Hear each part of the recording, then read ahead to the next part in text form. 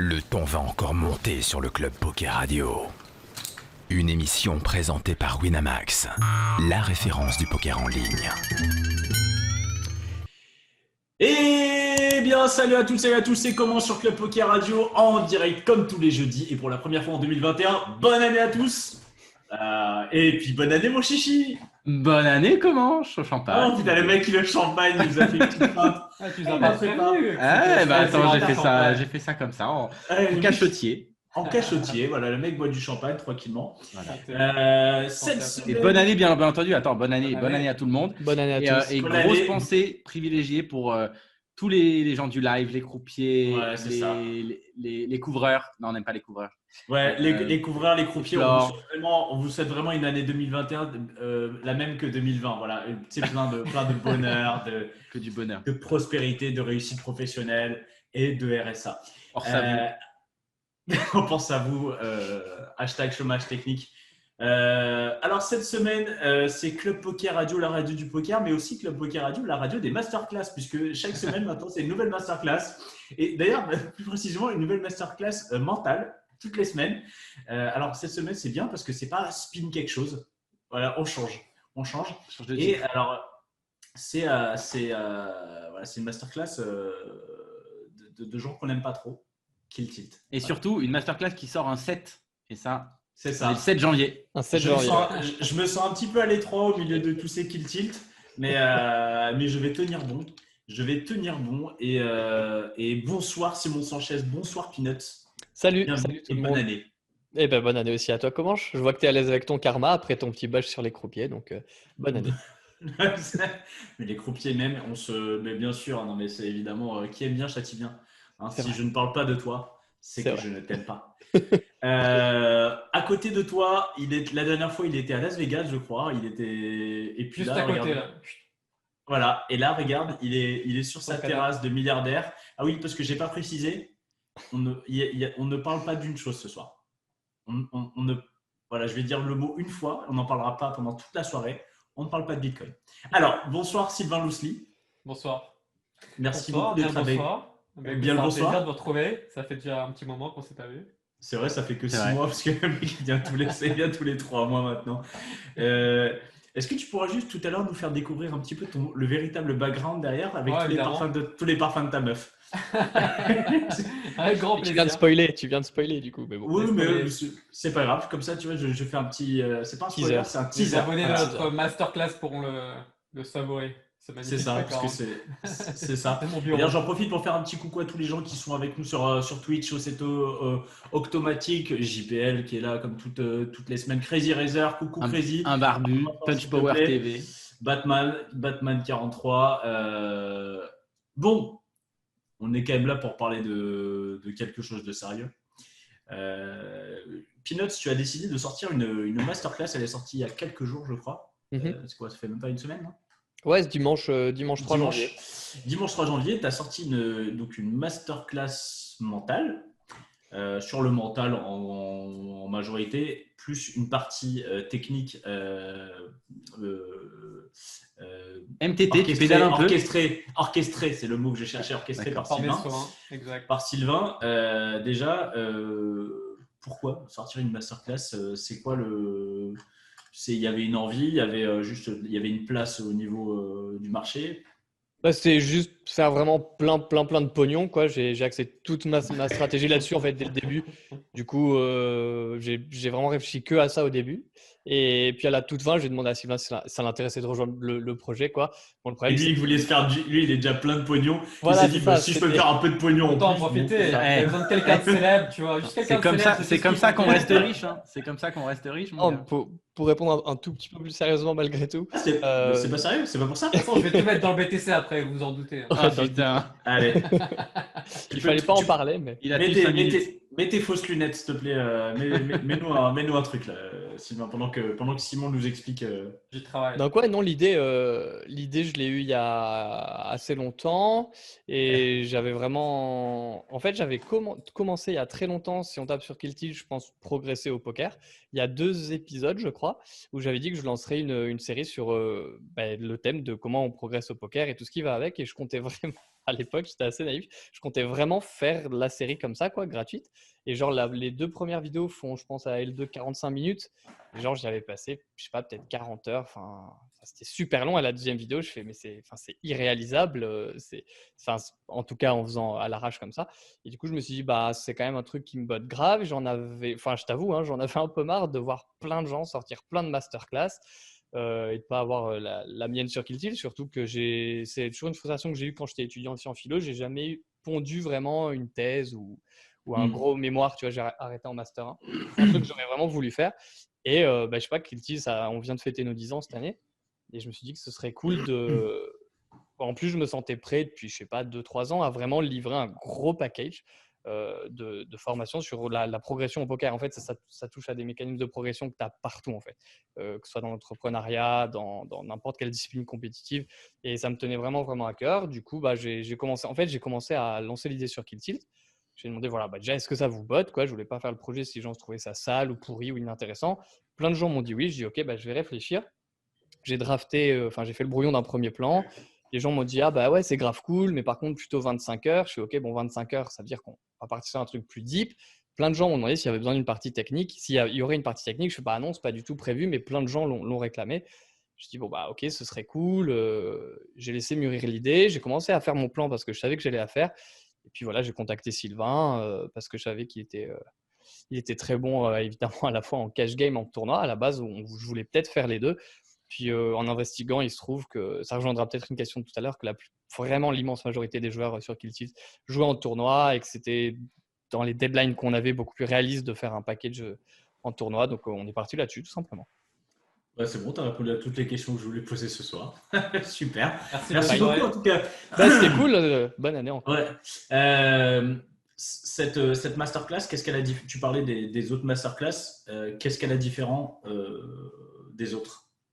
Sachant que là, on commence à avoir. Alors, tu as été un des précurseurs du mental dans le poker, si ce n'est le premier, je sais pas. Je pense le premier, franchement, ouais, je pense que c'est en avoir parlé, tu vois, mais ça veut pas dire que je En même temps, Kill Tilt, ça a 10 ans, c'était déjà le créneau à l'époque. Bah ouais. Tu as vu fleurir beaucoup de monde à ce niveau-là, du bon et du moins bon, j'imagine. Est-ce que c'est aussi pour ça? Est-ce que tu avais envie de marquer un peu ta pierre, tu marquais un peu ta pierre. Marquer mon territoire. Marquer ton territoire. Marquer mon territoire sur l'édifice, quoi.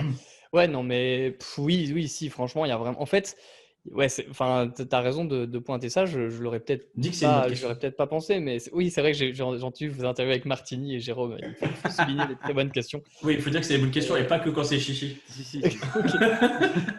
Et non, c'est vrai qu'honnêtement, je me sentais un peu frustré de voir des gens qui sortaient des conseils que tu as quand tu ouvres le premier bouquin de développement personnel en rayon à la Fnac dans le premier chapitre, c'est qui avait l'impression que c'était extraordinaire et tout. Enfin, vraiment, ça me tiltait un peu, quoi. Et du coup, je trouvais vraiment ça super superficiel et surtout pas très utile en fait pour les joueurs, quoi. Enfin, c'est pas activable, quoi. Et du coup, en fait, là, c'est pour ça que bon, tu as raison, il y a une grosse partie mentale, mais c'est pas vraiment mental à part entière, dans le sens où je me focalise vraiment sur la progression. Et la progression, il n'y a rien de plus concret. Tu vois, tu dois la sentir au quotidien, tu dois la sentir en ton jeu, que tes compétences, elles évoluent. Donc évidemment, il faut développer en tant que joueur de poker des compétences techniques et mentales. Mais ce qui m'intéresse, moi, c'est la mécanique qui fait que tu progresses et que tu es en train d'optimiser ton temps pour progresser de façon aussi optimale que possible vers tes objectifs. Donc ça, j'ai l'impression, je ne sais pas, pour répondre à ta question, que personne ne le fait, quoi. Enfin, en tout cas, qu'il n'y avait pas vraiment une structure. OK, j'ai une vision, je définis mes objectifs, je fais un plan détaillé pour les atteindre et je choisis quels vont être mes axes de montée en compétences mentales, techniques. Donc, il y a plein d'outils là-dessus, quoi. Je ne veux pas monopoliser la parole, mais peut-être on creusera. Mais en gros, l'idée, c'est ça. Ce qui est en plus, je pense, c'est ça. Cette dynamique de progression en fonction de chacun de ses objectifs, quoi. Comment tu fais concrètement pour changer, pour devenir meilleur, en fait? Ça, j'ai pas trop traité. Sylvain, qu'est-ce qui a fait que tu as rejoint l'aventure de cette masterclass? Ça s'est passé comment déjà Alors, je sais que vous vous connaissez depuis longtemps, on se connaît, etc. Mais le premier contact, ça s'est passé comment? Et en gros, qu'est-ce qui t'a botté dans le projet de faire une masterclass comme ça sur le point .fr? Écoute, Simon m'a contacté, je pense, en fin d'année dernière, avant que le projet commence à mûrir. Alors, on se connaissait, mais pas plus que ça. Pas tant. pas spécialement proches, mais évidemment, on avait pas mal d'amis en commun. J'ai observé Kill Tilt grandir, mais sans être non plus très proche du contenu en tant que joueur pro. Écoute, au bout de quelques mois, ça a mûri quand je suis rentré grâce au Covid en Europe après mon trip. J'étais en train de voyager en Asie, en Australie notamment, au début de l'année. C'est toi. C'est moi qui l'ai ramené. Putain. T'es sûr.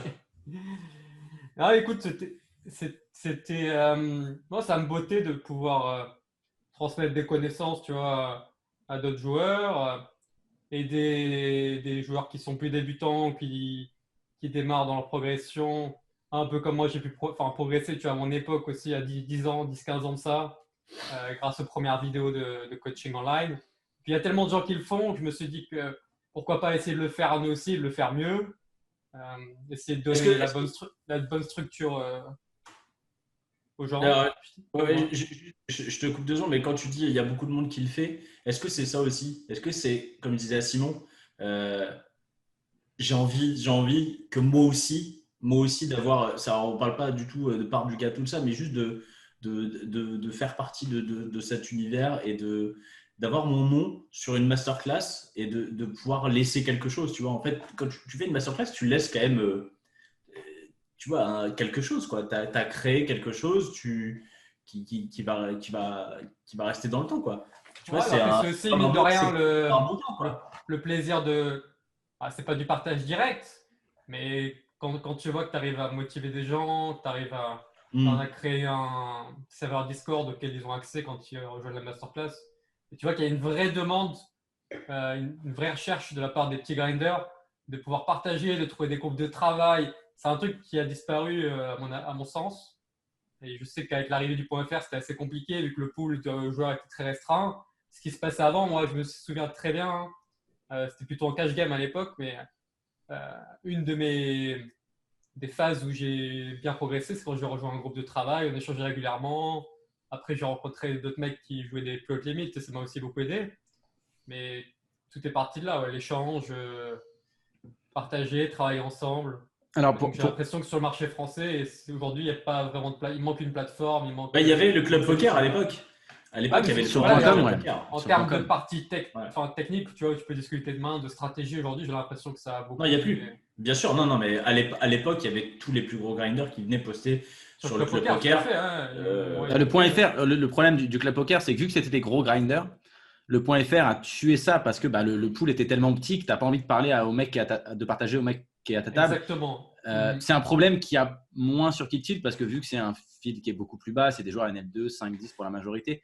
C'est des joueurs qui ne jouent pas forcément, donc il y a quand même un esprit de partage, mais c'est moins qualitatif forcément que ce qui se faisait sur le CP avant où c'était la crème de la crème du poker, il y avait pas photo. Toi justement là-dessus, Sylvain, est-ce que ça n'a pas été comment tu as fait pour réussir à t'adresser à des joueurs qui vont jouer, on va dire, des tournois de 2 à 50 euros, alors que toi, tu joues les tournois les plus chers de la planète. Est-ce que il y a forcément un décalage? Comment tu fais justement pour revenir aux bases, t'adresser à ce public-là?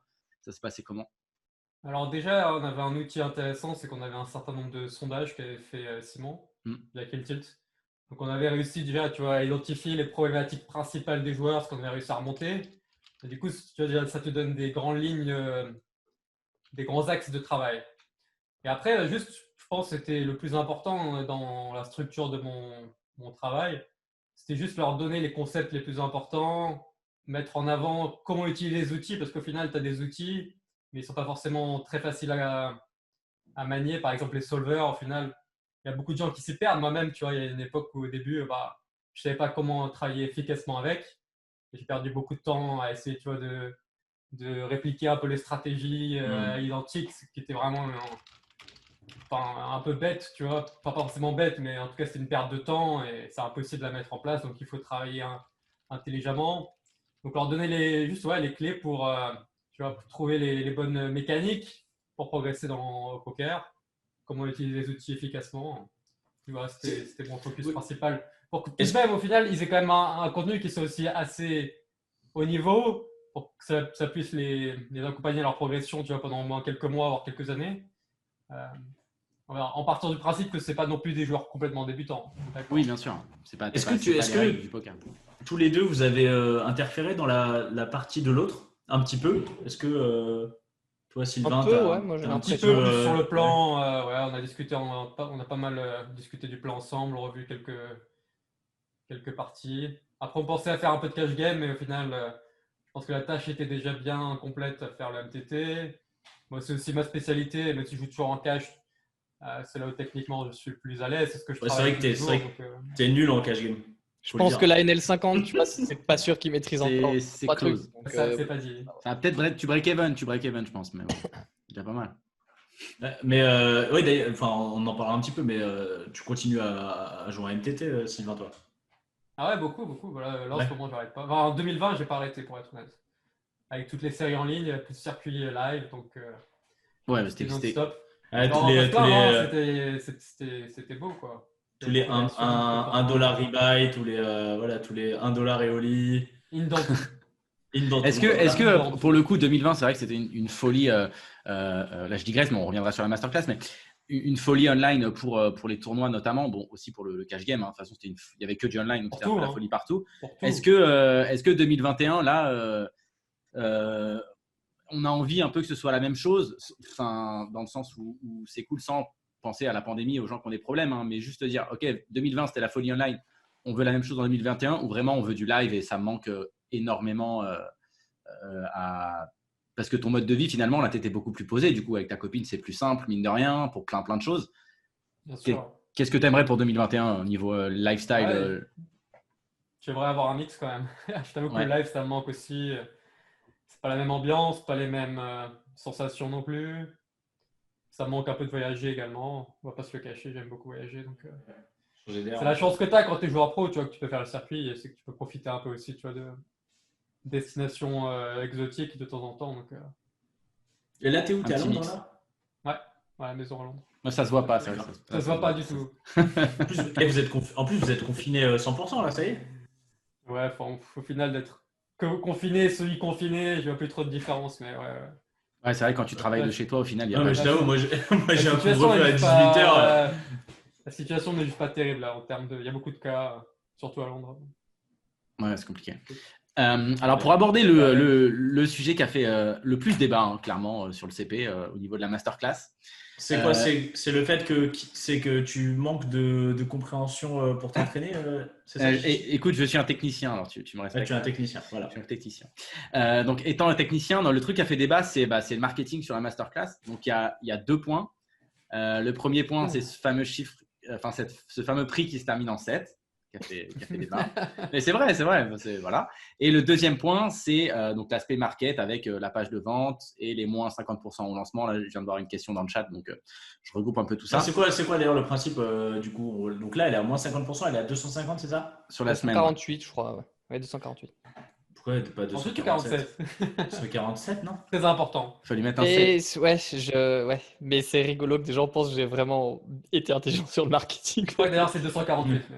Ouais, c'est 248. 248, et du coup, elle repasse à 500 quand?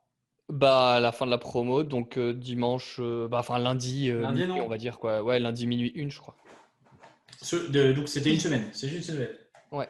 Ce qui Ok. d'ailleurs, en y pensant en termes de stratégie marketing, est complètement débile, puisque je crois qu'on passe au RMC Poker Show dimanche, c'est-à-dire que tous les auditeurs qui vont nous entendre Ouais, c'est clair. vont râler pour la promo. Donc, Ouais, Tu la j'ai prolonges d'une bien journée. orchestré le truc. Tu peux pas la prolonger d'une journée juste pour le RMC Poker Show. Peut-être même 7 journées, on verra. Il y a encore Ouais, beaucoup de j'avoue. réflexion, je pense. Ou peut-être un an. Ou 7 heures, on verra. Non, mais du coup, ouais, pour revenir Pardon. sur le sujet du market, alors, je sais que tu as répondu sur le forum, mais tout le monde n'est pas forcément Non, sur non, le mais forum. honnêtement, c'est une très bonne question en plus. et je Donc, suis assez d'accord. du coup, quel est un peu votre… Alors déjà, est-ce que, je pose d'abord la question à Sylvain, est-ce que tout cet aspect-là, c'est que Peanuts qui l'a géré, ou est-ce que toi aussi, tu as eu ton mot à dire là-dessus? Non, on a brainstormé ensemble. Après, je t'avoue que c'est Simon qui a été un peu plus le lead là-dessus. De toute façon, c'est aussi son projet original. C'est lui qui lead Kill Tilt. Moi, je suis plus quelque part intervenant, même si j'ai une très grosse partie technique. On est quand même bien associés tous les deux, mais non, on a discuté de tout ça. En fait, l'idée qu'on avait, c'était vraiment de toute façon de toucher les gens et la base des membres de Kill Tilt.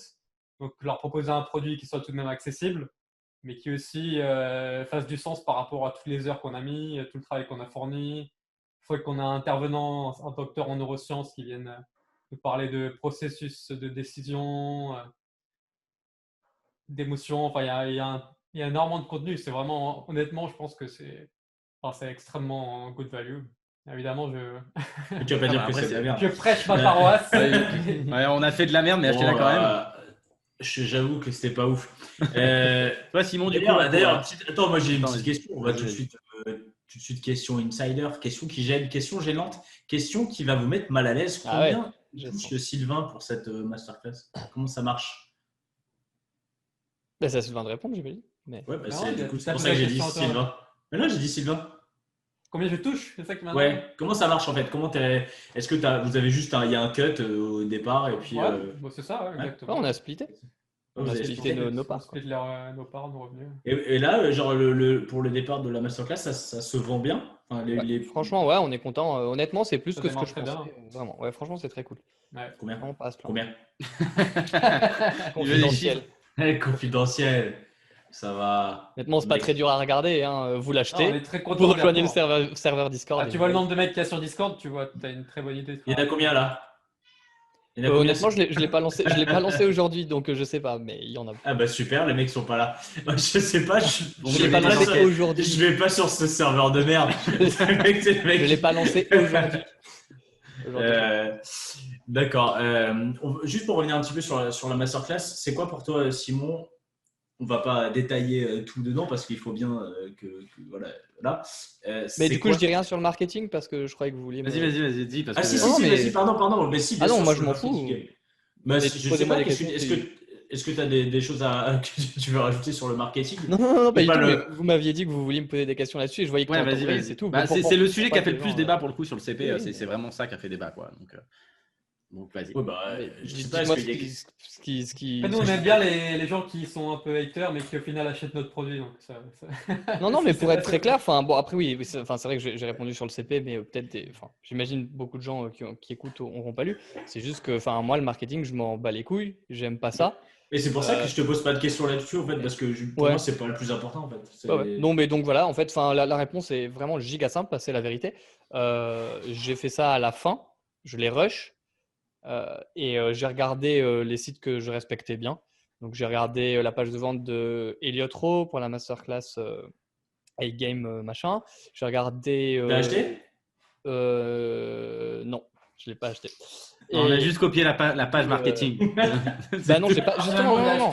Acheté par le passé. Non, écoute, du coup, j'ai regardé Upswing et donc de Paul, quoi. Il en a plusieurs.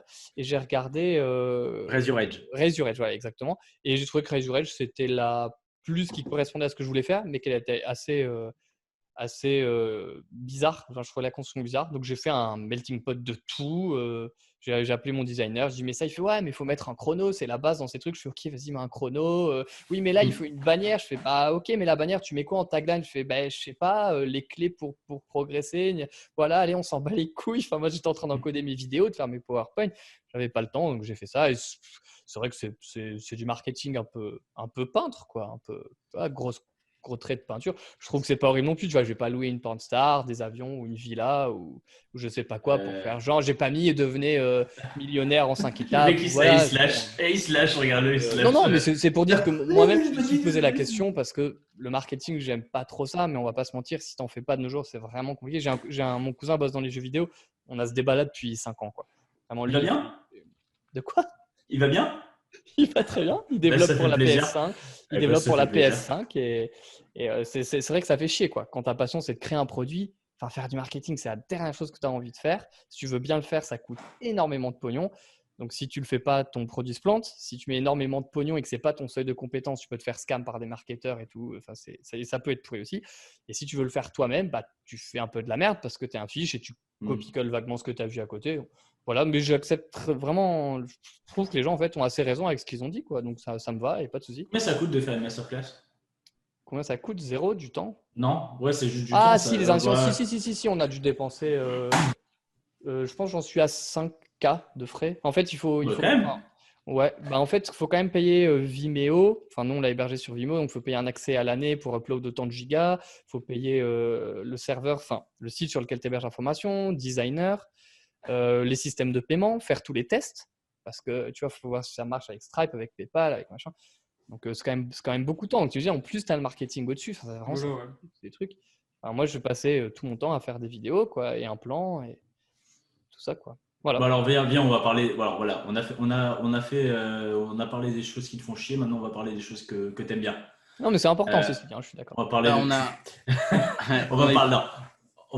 Ouais, on t'as une passe question, les questions un peu du forum. Il y a pas mal de questions sur le forum, du coup, mais donc là, on a passé le market. Mais là, il y a Another What Else, donc un fan de Jérôme, je suppose. Je pense que c'est Jérôme d'ailleurs. Non, c'est pas Jérôme. C'est pas Non, Jérôme. Ah non, je sais que c'est pas Jérôme 100%, donc c'est un fan de Jérôme. Dans quelle mesure la partie mentale de la formation peut avoir un impact dans notre vie hors poker? Ouais, mais c'est horrible. Enfin, pour moi, c'est tellement un énorme impact, mais j'ai l'impression de la faire. Forcément, je prêche pour la paroisse encore une fois, mais un impact monstrueux, quoi. Enfin, un impact monstrueux. En fait, tout ce que je dis, tu l'appliques à n'importe quelle autre discipline plus ou moins compétitive et ça a un énorme impact. Donc, enfin, tu vois, en fait, c'est comme tu as des fondamentaux qui te servent pas, genre réguler tes émotions, c'est plutôt utile. Te fixer des objectifs, un plan pour les atteindre, anticiper, identifier les obstacles, avoir une stratégie pour surmonter les obstacles, bah, c'est utile dans pas mal de choses que tu fais dans la vie. Et tu as plein de ce que justement donc la partie mentale, j'englobe ce que fait Adrien Tedesco sur la partie neurosciences. Hein. Donc il y a 8 heures de vidéo sur neurosciences. Tu as des fondamentaux de l'apprentissage sur l'attention, la concentration, la régulation émotionnelle, des règles d'or, on va dire, de l'apprentissage, de la mémorisation. Enfin, c'est priceless, quoi. À la base, lui, il intervient dans les écoles et les entreprises pour aider les gens à mettre leurs compétences en place aussi rapidement que possible et à optimiser l'apprentissage et le temps passé, quoi.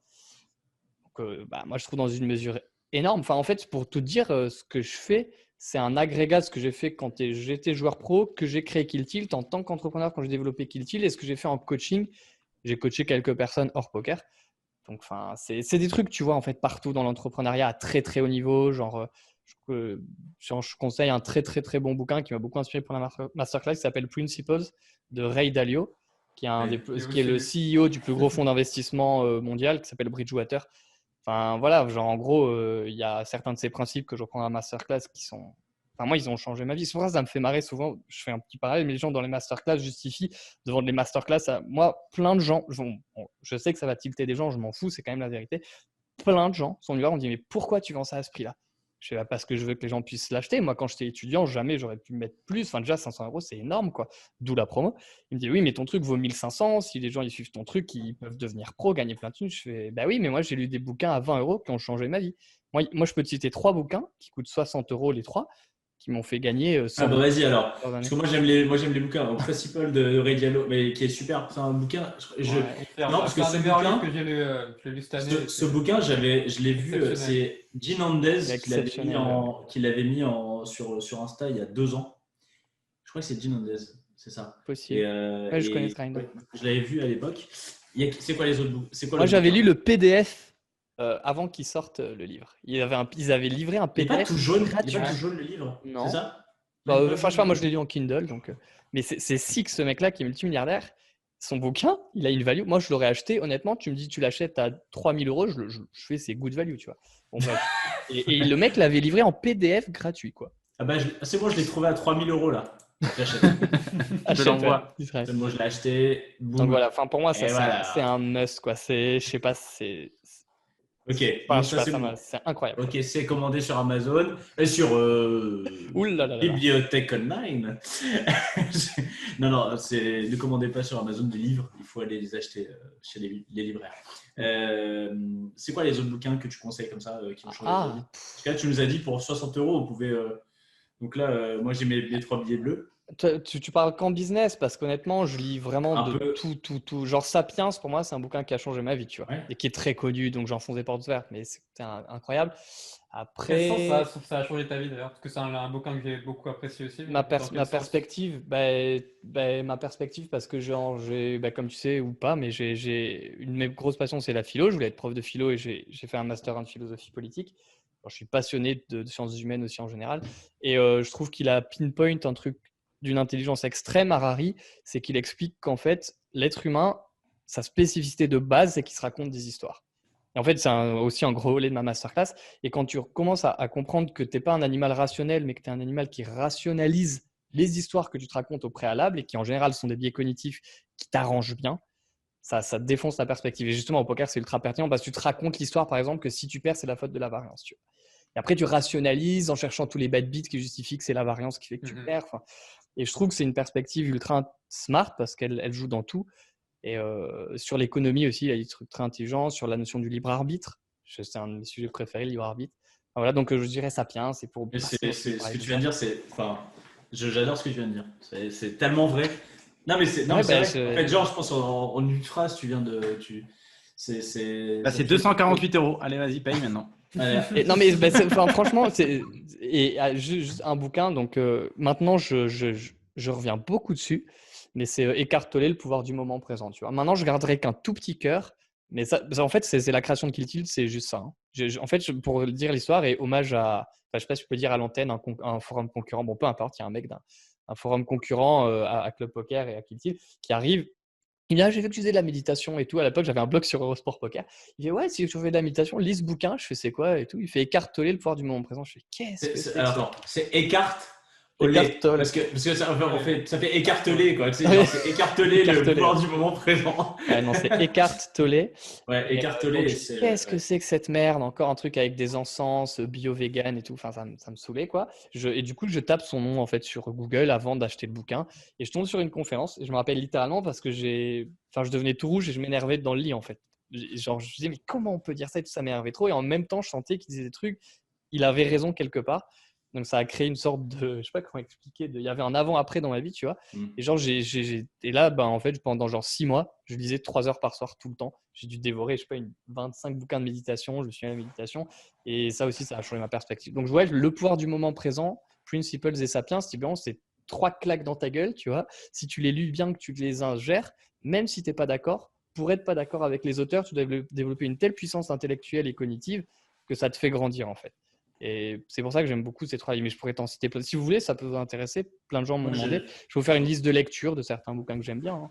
Je rajouterai la biographie de Raymond Domenech. Dédicace à tous les Nantais. Courage, les... Toi, Sylvain, c'est quelque chose qui toi aussi, tu passes beaucoup de temps à travailler ou à lire des choses comme ça pour un petit peu aller vers une meilleure version de toi-même. Ouais. Ouais, j'ai pas mal été dans cette optique-là de développement personnel. Puis c'est raté, puis t'as raté après. Comment? J'ai arrêté. T'as arrêté après. Ça n'a pas trop porté ses fruits, non, la preuve. Puis après, j'ai eu une meuf, puis du coup, en fait, une fois que j'arrive à 1 million sur mon compte bancaire, j'arrête, c'est la fin. Non, effectivement, il n'y a pas de raison de parler au passé, c'est évidemment un truc que je fais encore au quotidien aujourd'hui. C'est clairement ancré dans mes routines, maintenant, tu vois, la méditation, la lecture, le sport, le yoga. Clairement, ça a eu que des impacts positifs sur moi. À l'époque, je te connaissais, moi, c'était coke, pute et rock'n'roll. De la viande. On avait dit qu'on n'en parlait plus. Non, on a dit qu'on ne parlait pas de BTC. De Bitcoin. De Bitcoin, mais on peut parler de Bit. Du coup, c'est quoi un peu tes lectures Alors, en ce moment, écoute, je suis en train de finir un bouquin qui s'appelle The Signal and the Noise, d'un ancien joueur de poker d'ailleurs, qui s'appelle comment il s'appelle d'ailleurs? Nathan, j'ai oublié son nom de famille. Nathan Auge. Nathan Auge. C'est pas ça. Nathan Auge. Allez, je vais retrouver. Écoute, ça parle beaucoup de prédictions. Nate Silver. Ouais, Nate Silver. Ça me parle. Pourquoi ça me parle? Ça te parle, ça fait penser à Nassim Taleb, je pense, Comanche. Je sais pas. Tu sais que y a ce bouquin que d'ailleurs j'ai détesté. C'est Le signe noir, Black Swan. Non, tu sais le truc Don't Give a Fuck, le livre orange, ouais. The Art of Not Giving a Fuck. The Subtle Art of Not Giving a Fuck. J'ai arrêté parce que j'ai détesté ce livre et je crois que ce mec c'est un ancien joueur de poker. J'en fais beaucoup déjà. Ouais, je crois qu'il en parle et ce mec genre c'est un best-seller genre. Ouais, c'est un truc de ouf. Je l'ai pas lu personnellement, mais on m'en a parlé. Parce que j'ai on m'en a parlé. Non, mais écoute, c'est un bouquin qui est super intéressant, qui parle de prédictions dans un peu tous les domaines, que ce soit la météorologie ou la prédiction financière ou économique. Et comment comment faire le tri, tu vois, pour aller trouver de la data qui fait du sens et pas plutôt prendre les data qui font du sens pour toi, pour ce que tu veux démontrer, tu vois, qui vont induire des biais. Super intéressant. Et puis, ça rejoint peut-être pas mal aussi un peu mon étude du jeu, tu vois, l'étude du poker, quand tu vas approfondir la théorie et travailler le jeu en profondeur. Enfin, tu étudies la data aussi, tu étudies les tendances de tes adversaires. Donc ça peut aussi parler pas mal à des joueurs de poker. Ouais, carrément. Tu peux redire le titre C'est The Signal and the Noise. Ok. Nate Silver. Putain. Là, on parlait des compétences à acquérir, etc. On a une question, c'est pour Sylvain, quelles sont les compétences que tu veux travailler le plus et qu'est-ce qui, selon toi, te manque pour devenir un joueur dans le top 10 mondial? C'est pas simple tout ça. C'est pas simple. C'est une bonne question. C'est une très bonne question. Très bonne question. Écoute, on peut commencer par les compétences. Je pense que peut-être je ne sais pas si c'est vraiment une compétence, mais des fois c'est juste. Je pense que ce qui fait aussi un peu la différence entre les tout meilleurs joueurs dans le top, c'est peut-être des fois prendre un peu de recul par rapport à ce qui se passe, être un peu plus empathique, mettre un peu plus dans la tête de tes adversaires, essayer d'être aussi sortir des sentiers battus, être un peu pas toujours prendre les lignes, tu vois, les lignes quand tu joues au poker, les lignes standards, les lignes classiques, essayer de piéger un peu des adversaires, donc être peut-être plus ouvert, plus créatif. C'est quelque chose qui est toujours utile, même en 2021, pour battre les meilleurs, quoi. Il y a des joueurs qui t'inspirent actuellement, des mecs, même des mecs que tu joues forcément, mais que vraiment tu trouves qu'il y a un truc qui fait la diff chez eux et tu essaies de comprendre ce que c'est. Bonne question. Pas très bonne, mais bonne quand même. Bonne, c'est déjà un bon début. Middle question. Average. Je sais pas si c'est des mecs qui m'inspirent plus que d'autres, mais en tout cas, deux des mecs que je trouve vraiment très très forts et avec qui j'ai eu la chance de pas mal échanger, d'évoluer à leur contact aussi, c'était Joao Vieira et Adrian Mateos, quand j'étais encore chez Winamax. Et clairement, c'est deux mecs qui sont pas forcément, tu vois, les mecs qui bossent le plus sur les solvers. Tu as des mecs qui sont ultra orientés GTO à fond. Et je pense que c'est bien de faire un peu les deux, tu vois, d'avoir ce travail-là à fond sur les solvers, mais aussi toujours à chercher à prendre un peu des décisions différentes, à exploiter les joueurs aussi, surtout en MTT, même si tu vas jouer, tu peux pas non plus trop exploiter quand tu joues régulièrement des joueurs, sinon après c'est toi qui te fais exploiter aussi. Tu peux pas non plus trop dévier des fois de la théorie.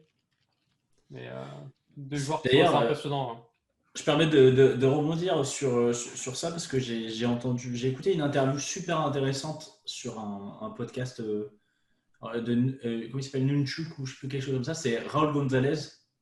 C'est marrant, je suis tombé dessus aujourd'hui. Je commence à regarder. Donc voilà, l'interview est géniale. Donc Raúl González qui est un des plus gros joueurs du monde. En mid-game, en heads-up, qui a fait les plus gros, il a fait les plus grosses battles contre Berry Sweet et contre Isildur aussi. Et je crois que si tu veux tout savoir, raccroche les gants là, je crois. Je sais qu'Alex Luno a travaillé avec lui pendant un moment. Une question, ils étudient le jeu ensemble. Tu vois, c'est voilà. pas par hasard qu'il fait partie des tout meilleurs. C'est ça. Et en fait, le mec, en fait, il y a toujours, tu sais, ces questions à un moment. Comment à un moment t'es passé de genre gros grinder à faire partie de l'élite, et en fait à un moment il dit en fait faut mettre des heures à un moment bosser, quoi. Quand je jouais, il disait à la fin, quand je joue contre Berry Sweet, on se joue 4 heures par jour et le reste du temps je travaille, et on lui dit combien de temps tu travailles, il fait au moins 6 heures par jour. Et alors nous on a reçu des gens qui nous ont dit qu'ils travaillaient 4 heures par jour, et bon, on n'y croyait pas trop. C'est l'un des seuls mecs où tu dis c'est vrai. Et il dit je bossais 6 heures par jour, et encore je pense que c'était plus. Et il dit voilà, en fait il n'y a pas de secret en fait. Et après il n'y a pas de Si tu veux faire partie de l'élite, il faut bosser. Et il y a une autre chose qui est super intéressante, c'est en fait, il y a beaucoup de monde qui travaille beaucoup dans ce milieu du poker, mais qui ne travaille pas de façon efficiente. Qui travaille mal aussi. Bah, exactement. Qui travaille mal. C'est en fait, la majorité. C'est surtout ça qui est le plus important. C'est il y a aussi. Pardon, vas-y. Je dis, c'est très important et c'est ultra underrated à mon avis. Il y a ceux qui travaillent beaucoup, entre guillemets, avec une méthode plutôt cool sur le papier, sauf qu'ils ont 2-3 trucs qui les bloquent, sur lesquels ils sont dans un déni plus ou moins total, et c'est dead. Tu vois, parce que ça peut être. Alors souvent, le cliché, c'est une croyance limitante, mes couilles. Enfin, c'est assez souvent vrai, mais c'est genre plein de fois, c'est pas du tout le cas. Où ils ont l'impression qu'ils sont en train d'avoir la bonne méthodologie pour surmonter un obstacle, puis ils ne surmontent qu'à moitié. Et à chaque fois, au moment où le truc se présente à un moment crucial, une TF ou quoi, boum, il s'écroule. C'est un truc de Jared Tendler d'ailleurs. Plein de grands athlètes vivent ça. Tu vois. Donc, il faut faire les heures. Il faut bien faire les heures. Et à un moment, tu vas avoir 3-4 gros obstacles qu'il va vraiment falloir grinder, tu vois, profondément creuser au marteau-piqueur pour arriver à la racine du problème, le défoncer. Et souvent, ça te met face à de telles limites que c'est super dur. Tu vois, psychologiquement, ton ego en prend plein la gueule, ta confiance en prend plein la gueule, ta motive en prend plein la gueule. Tu trouves pas femme en prend plein la gueule, ta femme aussi. Hein. Tu trouves pas souvent forcément des gens qui t'aident à surmonter ça. Donc, c'est ça aussi, quoi. Donc, tout ce que vous dites est vrai, mais il y a ça aussi dont on parle assez peu, je trouve, quoi. Alors, toi c'est plutôt du côté mental du game. Moi, je parlais plus. Mais en même temps, c'est-à-dire qu'en fait, toi, tu as raison, dans le sens où, quand c'est un aspect mental, en fait, un aspect technique, tu vas pas aller forcément au marteau-piqueur parce qu'il y a tellement d'aspects techniques dans le jeu que tu es obligé. En fait, tu creuses un peu. Et en fait, le problème, c'est que souvent, plus tu creuses, plus tu t'aperçois, tu sais, la théorie où plus tu creuses, plus il y a des galeries. Et en fait, tu te perds. Mais c'est vrai que dans le mental, en fait, quand tu as un blocage ou quand tu as quelque chose, en fait, il faut le faire sauter, quoi. Il faut. Ouais, mais ce blocage mental, en fait, il va avoir un impact sur ta technique. Par exemple, Sylvain, tout à l'heure, il parlait des solvers. Et il y a plein de gens qui utilisent des solvers en mode pour avoir un peu la réponse. Mais vu qu'un solver, en gros, il va prendre. En fait, un solver, il fait à peu près toutes les lines tout le temps. Il y a toujours un pourcentage par-ci, 2% par là, etc. Du coup, en fait, tu as toujours réponse à ta question, quoi. Tu vas toujours te dire, ma line. Ouais, bah, au final, je peux quand même la faire, ça passe. Du temps, c'est OK. Voilà. Et en vrai, ça, c'est totalement faux parce que tu vas jamais le faire. Mais si, c'est vrai. C'est vrai, tu peux faire tous les plays. Et du coup, tu peux 1% du temps. Et oui, tu peux justifier un coup tout là-dessus. Ce qui est bien, tu peux le justifier tout le temps. Et si c'est pas bon, tu dis mais en fait, parce que si je le solvais encore plus à fond, bah oui, ça serait bon. Mais franchement, au début, personnellement, quand j'ai commencé avec les solvers, j'ai fait ça aussi au début. Tu modifies un peu la range et ça va te donner la réponse que tu as envie. En fait, tu veux juste une justification. C'est comme un mec qui te raconte un bad beat.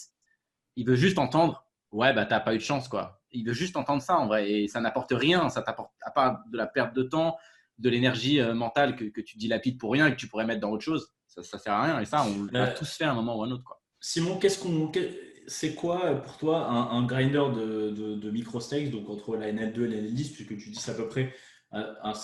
c'est un peu le cœur de cible de la masterclass. Non, clairement, c'est quand même plus. NL10, NL50 ? Ouais, c'est plus tournoi, donc NL moins, mais bon, c'est plus l'ABI 10, 15, 20. Mais évidemment que ça, c'est ultra value pour des joueurs de 5, mais ça prend plus de temps à être value pour eux. Mais bon, qu'est-ce que tu dirais qui est le principal, là où le joueur de poker il se trompe?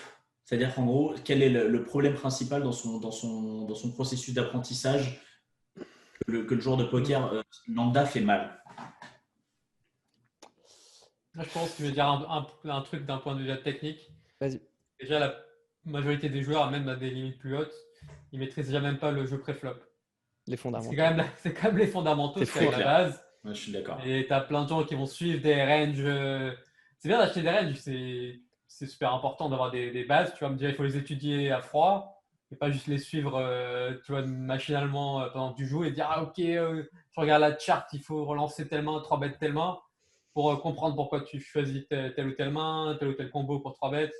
Et puis comprendre pourquoi il faut dévier à ce moment-là. Pourquoi dévier, contre qui dévier, l'impact de l'ICM quand tu fais des tournois, en quoi ça ça fait évoluer Ça, tes ranges. ça me fatigue déjà. Ouais. Ça m'a déjà fatigué là.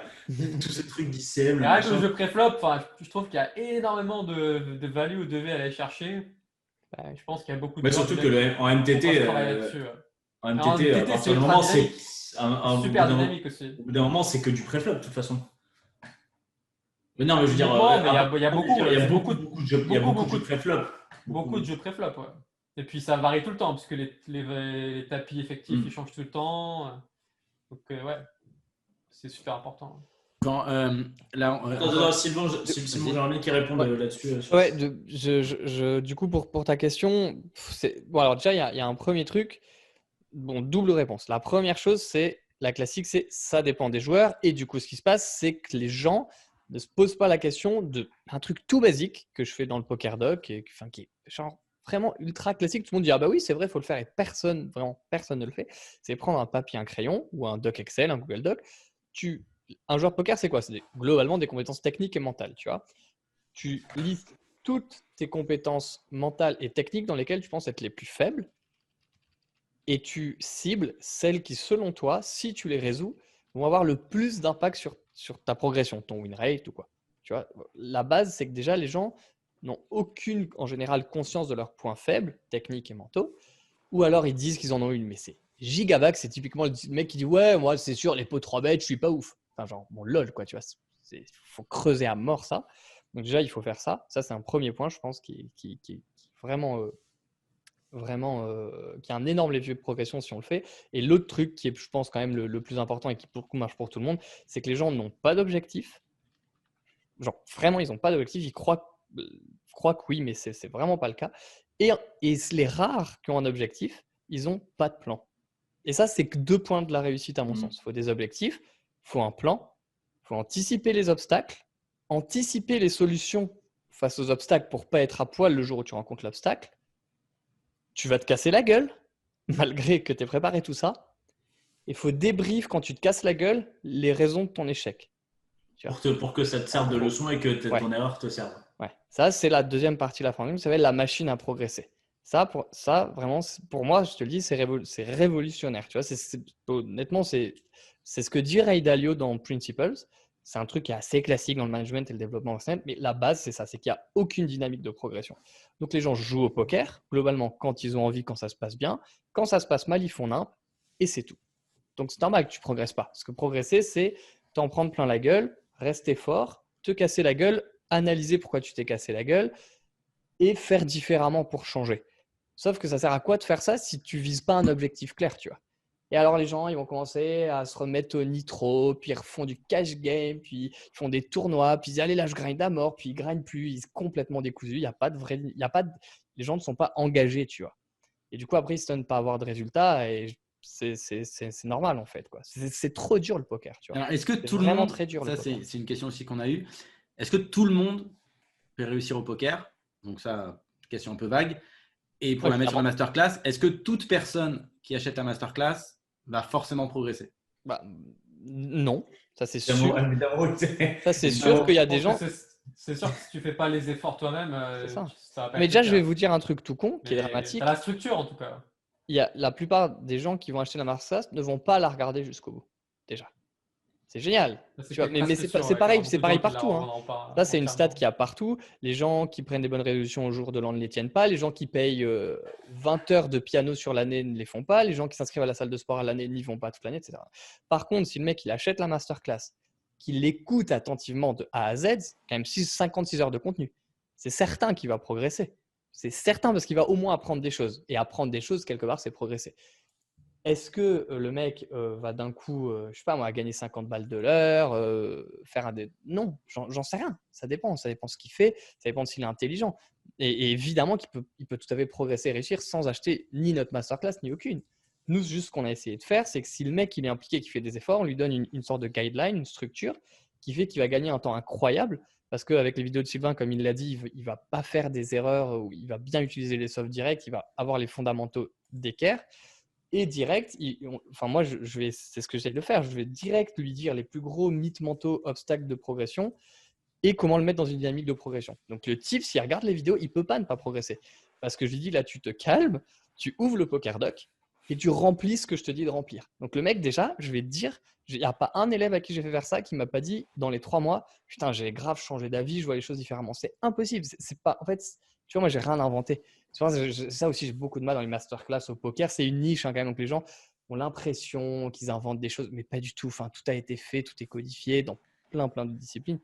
Juste, cette méthode, elle marche, elles sont encore utilisées une fois par les top performers dans le sport ou dans le business. Donc, tu es obligé. Moi-même, j'utilise déjà des méthodes, des techniques similaires. Hein. Il y a des questions que je pose dans toute la masterclass. Si tu y réponds, déjà, tu vas avoir un tel mal de crâne que ça veut dire que sur ça, tu es faible. Donc, te forcer à y répondre, forcément, tu prends une petite step. Après, si tu regardes ça en étant sur WhatsApp et en regardant dans la tête d'un pro à côté ou Cyril Hanouna, c'est sûr que ça ne va pas être ouf, quoi. Mais si tu passes 56 heures concentré en prenant des notes, et ah oui, il y a un mec qui m'a dit, et si le mec il progresse pas malgré ça, bah, ok, viens me parler. Mais viens me parler et vraiment s'il est pas content, moi je le rembourse. De toute façon, la masterclass, je peux voir si le mec il a regardé l'intégralité. Et malgré ça, le mec il progresse pas. En fait, c'est le truc sans fin. Il n'y a pas de souci, hein, mais je veux dire, pour moi c'est impossible. Le problème c'est que moi effectivement, c'est sûr, je peux pas garantir que le mec il va exploser. Et pour répondre à la question très clairement, c'est clair que tout le monde n'est pas fait pour réussir au poker. C'est ce que tu appelles réussir. Et c'est évident que tout le monde, pour moi, n'a pas les compétences pour. Ça aussi, c'est un gros mythe du développement personnel. Quand on veut, on peut. C'est bullshit total. Hein. Ça, c'est totalement faux. Il y a des compétences cognitives qui sont capées. Tu peux les augmenter. Tout le monde peut progresser. Tout le monde ne peut pas avoir le skill pour battre la NL 200 ou les ABI 60 online. C'est comme ça. C'est triste, mais c'est la réalité. Comment je suis dégoûté. Comment tu n'y arriveras jamais, les ABI 60. Moi, les ABI 60, mais le truc, c'est que moi, j'ai déjà du mal à register. Et c'est le premier leak. J'ai un biais, je sais pas, c'est le biais, c'est un truc qui fait vomir quand tu lances des MTT. Tu perds de l'argent, c'est ça. Enfin, tu sais que tu vas perdre de l'argent, toi, donc. Ah non, du temps. Lui, c'est du temps, Mais regarde mon Chartstorm. Attends, j'ai dû jouer. Qu'est-ce que ça va être dur pour toi quand je vais arriver avec un titre Wina Series la semaine prochaine? C'est clair. C'est pas pour moi que ça va être dur. Ça va être dur surtout pour les autres. Ça, c'est sûr. Enfin, bon. Alors, on a une question sur le. Bon, je suis dedans. Le chat a planté, non? Ça a planté Twitch, non? Ah non, c'est revenu. Si, ça a planté. Ah bon? Putain, j'ai plus Twitch. Non, si, c'est bon. Non, il y a toujours. Alors, comment je suis dans la question, je me cite, mais bon, c'est l'avantage, c'est que je suis pas obligé de répondre. Comment toi et Chichi vont faire la différence entre les vidéos gratuites et les masterclass? Forcément, à chaque fois que tu vas dévoiler des nouvelles choses sur Kill Tilt, les personnes qui auront acheté la masterclass auront l'impression d'avoir payé pour rien. Je comprends pas trop la question parce que honnêtement, ça reviendrait à dire du coup qu'en sortant la masterclass, je réchauffe ce que je fais depuis 10 ans. Parce qu'on a fait quand même 1150 vidéos, je crois, sur Kill Tilt. On en a dégagé plein de YouTube qui étaient obsolètes. Et YouTube nous a aidé à en dégager aussi. Ouais, ça c'est sûr. Et du coup, dans ce cas, dans la masterclass, je pourrais juste pas le faire sur Kill Tilt. Parce que si demain sur Kill Tilt, je sors une vidéo de 45 minutes ou d'1h20 sur la motivation et la confiance, elle fera 1200 vues et je vais juste pas le faire, quoi. Donc, il y a des choses sur Kill Tilt que je ferai jamais, que je ferai jamais, quoi. Donc, il y a l'immense majorité du contenu qu'il y a dans la masterclass, il n'existera jamais sur Kill Tilt. Et surtout, la plus-value d'une masterclass, c'est la structuration du contenu. Donc, il y a les deux aspects, quoi. La structuration fait que…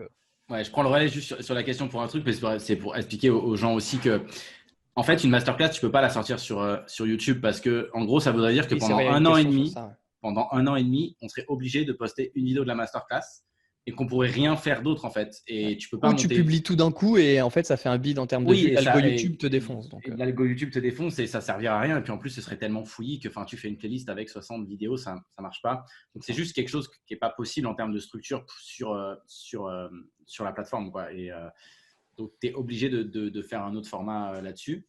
Et un truc aussi, là j'interviens aussi parce que je suis pas dans la masterclass, mais ça fait longtemps qu'on en parle avec Simon.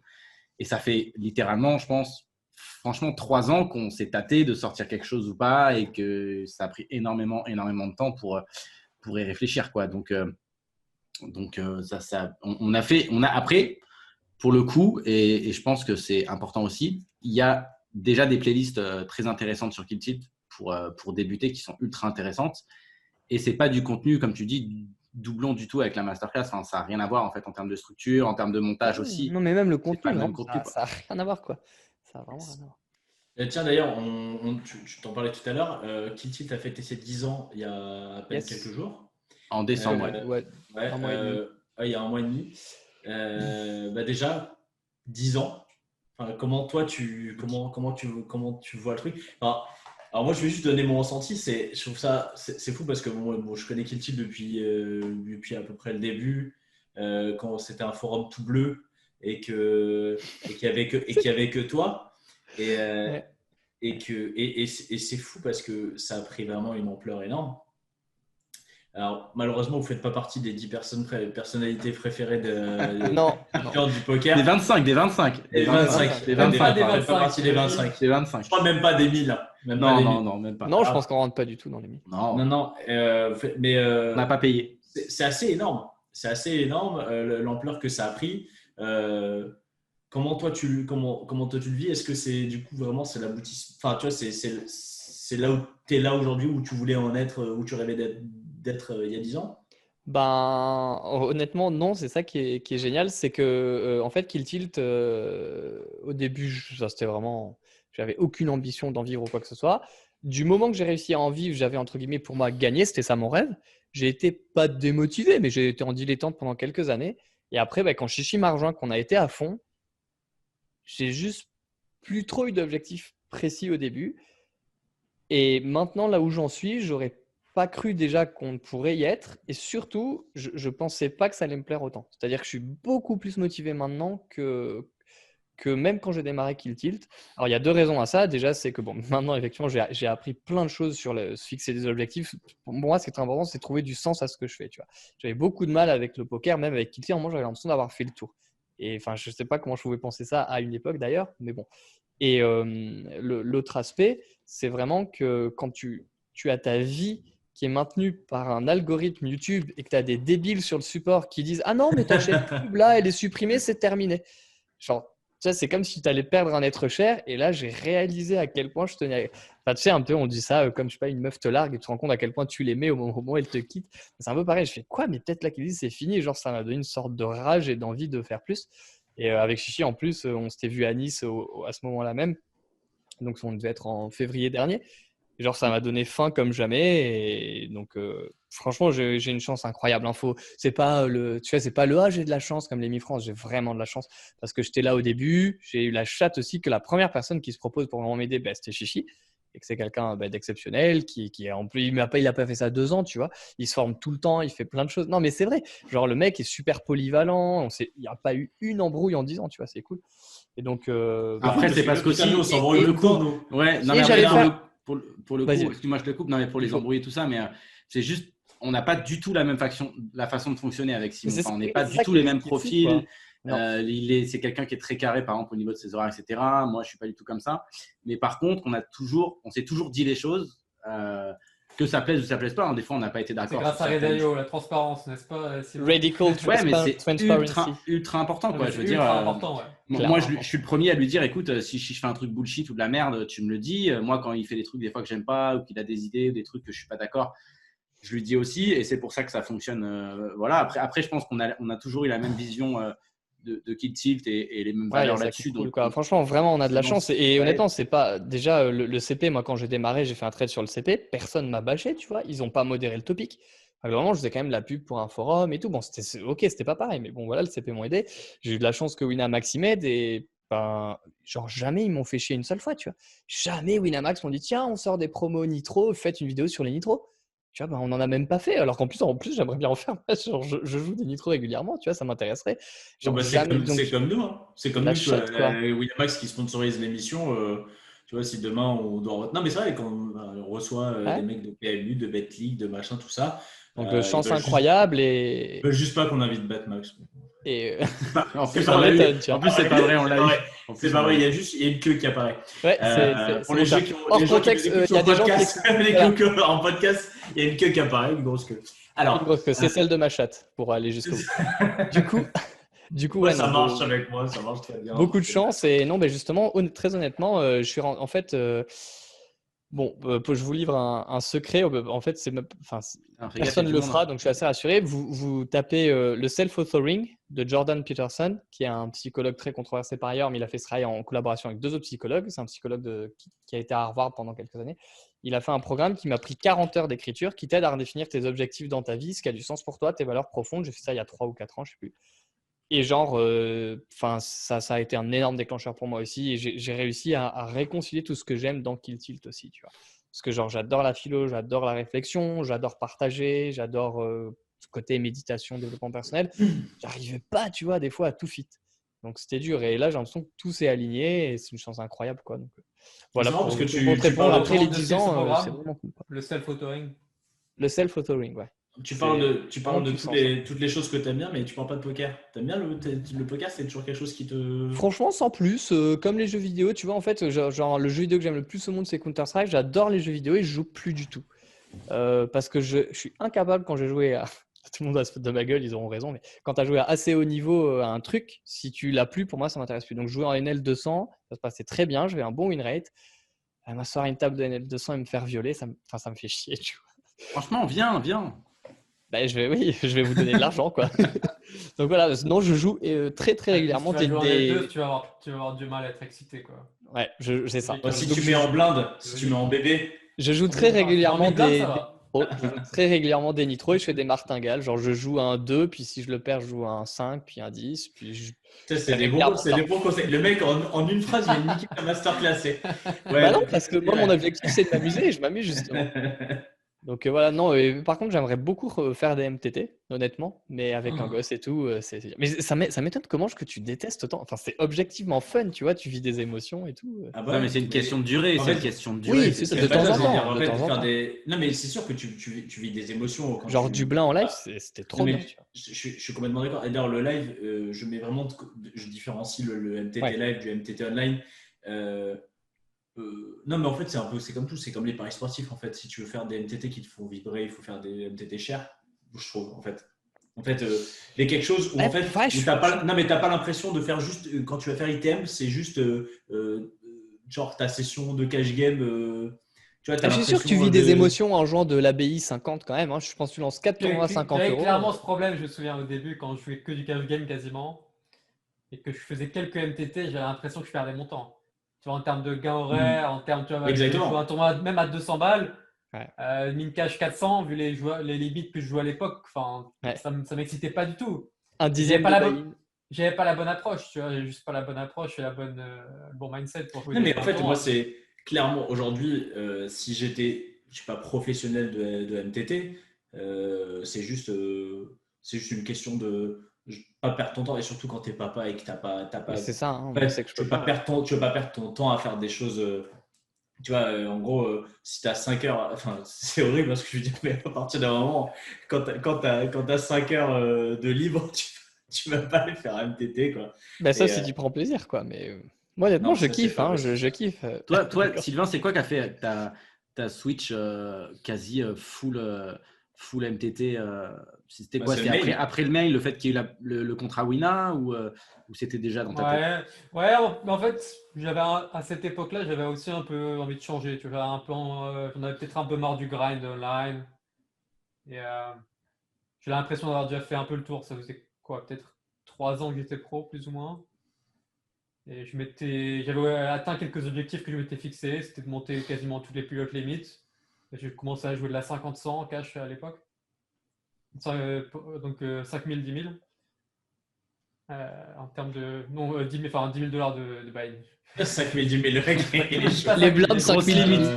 Pour que ce soit très clair, 50-100. Moi, je sais pas. 1 million la cave. On est à 0,5 1 BTC. Il n'a plus aucune valeur de l'argent, il faut le dire. T'as pas un billet de 10 000 juste à me dépanner? Si je pourrais me faire un McDo. Il est perdu. Il a trop d'argent, il sait pas quoi foutre. Le billet rouge. Clairement, tu vois, j'avais plus ou moins atteint les objectifs que je m'étais fixés. J'avais mis déjà pas mal d'argent de côté. Et en fait, ouais, je pense juste que les tournois, ça a ravivé mon esprit compétitif et le plaisir que j'ai eu aussi quand j'étais ado de faire des jeux vidéo de manière compétitive, que ce soit Counter-Strike ou d'autres jeux vidéo où j'étais vraiment à fond. Et j'ai toujours eu ça en moi, je pense. Donc, ça l'a ravivé, donc ça me correspondait bien. Et j'ai eu l'opportunité, tu vois, de faire un circuit live grâce à Wina à l'époque. Donc voilà. En fait, tu avais vraiment faim. En fait, que tu avais faim de titre. Est-ce qu'il y avait aussi la reconnaissance en tant que. Parce que ça, c'est un truc qu'on a eu avec beaucoup de joueurs de cash game, qu'ils ont gagné beaucoup plus que les joueurs de tournoi, mais en gros, ils sont inconnus du grand public, quoi. Peut-être un peu à l'époque, c'est possible, je me souviens un peu très bien. C'est vrai que quand tu regardais les news, les news poker, c'était que tel joueur a gagné tel tournoi, les joueurs de cash game qui étaient dans l'ombre, mais qui étaient peut-être ceux qui gagnaient le plus au final en termes d'argent net. On était toujours en second plan. Je sais que Sabic, par exemple, tu vois, ça m'a motivé aussi, tu vois, pour être dans des docus qui ont eu un super impact. Par exemple, Nosebleed, j'ai encore des joueurs étrangers qui m'en parlent, ils me disent « Oh ouais, je t'ai vu dans Nosebleed, c'est vraiment un des tout meilleurs docus poker que j'ai pu voir. » Dédicace à Tapis Volant, c'est vrai que c'est un docu énorme. Non, après, c'est pas ce que je recherchais particulièrement, la notoriété, mais évidemment, tu vois, quand tu réussis dans un domaine et que tu mets toute ton énergie, tu mets vraiment ta vie, parce que en plus dans le poker, c'est comme dans le sport de haut niveau, si tu veux être dans les meilleurs, il faut y passer toutes tes journées, faire que jouer, faire que réfléchir au jeu, bosser, encore plus aujourd'hui que c'est encore plus compétitif qu'avant. Donc oui, forcément, tu as envie d'être un minimum reconnu pour tes performances et tes efforts. Tu te vois où là? On a ces deux questions qu'on a eues sur le forum. D'ailleurs, il y a un bug général sur Twitch apparemment, donc si vous ne pouvez pas poster dans le chat, c'est pas de notre faute. Mais ils peuvent pas nous écouter. Ils peuvent nous écouter, tu crois? Je pense. Moi, je vois que ça marche toujours, mais il y en a qui me disent que ça marche pas. Je vais checker sur mobile et je vous dis. Alors, quels sont tes objectifs pour l'année et où te vois-tu dans 5 ans? C'est toujours les questions bateau, mais c'est finalement toujours intéressant aussi d'avoir les réponses. Je vous écoute à juste me resservir du vin, mais j'ai le casque. Alors en fait, c'est marrant parce que je ne me suis pas encore refixé des nouveaux objectifs pour l'année, mais je peux te parler des objectifs que je m'étais fixés en 2020 en tout cas. L'objectif, c'était d'être, après peut-être des gens qui vont rigoler, mais c'était d'être top numéro 1 GPI. Ok. C'est un objectif qui est difficile à atteindre, parce qu'il faut jouer à peu près tous les rollers, il faut énormément voyager. Mais ça reste l'objectif, je pense, quand tu es un vrai compétiteur, tu vas être le meilleur, quoi. Tu vas être le numéro 1. Probablement, l'objectif reste très similaire cette année, même s'il n'y a pas de tournoi live, donc il n'y a plus vraiment de classement en GPI. Quand tu t'es fixé l'objectif 2020, du coup, il n'y avait pas encore le Covid? Il n'y avait pas encore le Covid, non. Parce que maintenant, si je dis pas de bêtises, je crois que GPI prennent en compte aussi les résultats online, je crois, non? C'est que Endon Mob. Je sais qu'Endon Mob maintenant a une catégorie online. Ouais, il y avait par exemple les WSOP online quand tu es sur Endon Mob. Ouais, voilà. Ouais. Par contre, après, tu as toujours des classements sur Pocket 5, alors je ne suis pas dans ces classements. Mais non, peut-être l'objectif, tout simplement, c'est juste de faire partie ou de rester dans l'élite du poker, en tout cas en MTT, tu vois, online. Et continuer à progresser et continuer à essayer de battre tous les tout meilleurs, quoi. Faire partie des tout meilleurs, tout simplement. Ouais, les high rollers, les super high rollers, c'est vraiment les trucs qui t'excitent vraiment. Et c'est... Ouais, clairement. C'est là où c'est le plus excitant. Hein. C'est là où tu as la compétition la plus rude et tu as des mecs qui sont très brillants en face. C'est ça qui est le plus excitant. Moi, j'ai une question pour toi, Simon, parce que là, tu parlais d'objectifs. Quand on est joueur de MTT, tu vois, voilà, c'est possible. Le fait d'avoir les trophées, d'avoir cette reconnaissance, tu vois, c'est un objectif ça peut être un objectif. Donc, en gros, je vais marquer le milieu du poker parce que j'ai un trophée. Alors, ça me fait penser parce qu'on en a parlé avec Julien Martini. Ouais, j'ai entendu. Tu vois, qui lui disait, en fait, quand tu as les trophées, il y a quelque chose que tu as à garder, quoi.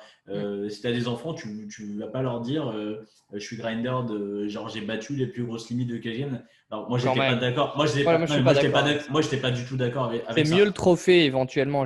Mais en fait mais voilà, et donc en gros pour toi quand on est joueur de cash game justement de pas avoir ça parce que c'est quand même super important d'avoir un trophée. Alors, même moi ça dépend des gens. Même Comanche, il aimerait avoir un trophée. Franchement, je te jure, j'ai fait 3. On a fait un tournoi à Londres. À la fin, les mecs, ils ont flashé. On n'était plus que 3, ils ont flashé. J'étais dégoûté de mettre. Bref. Et non, mais tu vois, quand on est joueur de cash game, c'est ça en fait. C'est quoi en général l'objectif qui revient le plus ton objectif? Parce qu'en fait, c'est quoi? Aller jouer en nosebleed, jouer en high stakes, c'est quoi Moi, je te cache pas, et tu le sais, hein, je coach pas des mecs qui jouent les nosebleeds justement. Donc, très clairement, le premier objectif des gens, c'est d'en vivre, quoi. Enfin, en fait, souvent, dégager souvent, ils se l'avouent pas à eux-mêmes, et c'est assez sain d'ailleurs. C'est en tout cas passer un cap significatif du genre, je m'installe en NL100, j'ai 10K de bankroll, même si ça peut paraître faible quand même. Il faut se rappeler que quand tu démarres le poker, que tu as 18-19 ans ou un peu plus, te dire j'ai gagné 10 000 avec le poker, puis tu ouvres ta bankroll, tu as 10K, enfin, tu vois, c'est déjà pas mal.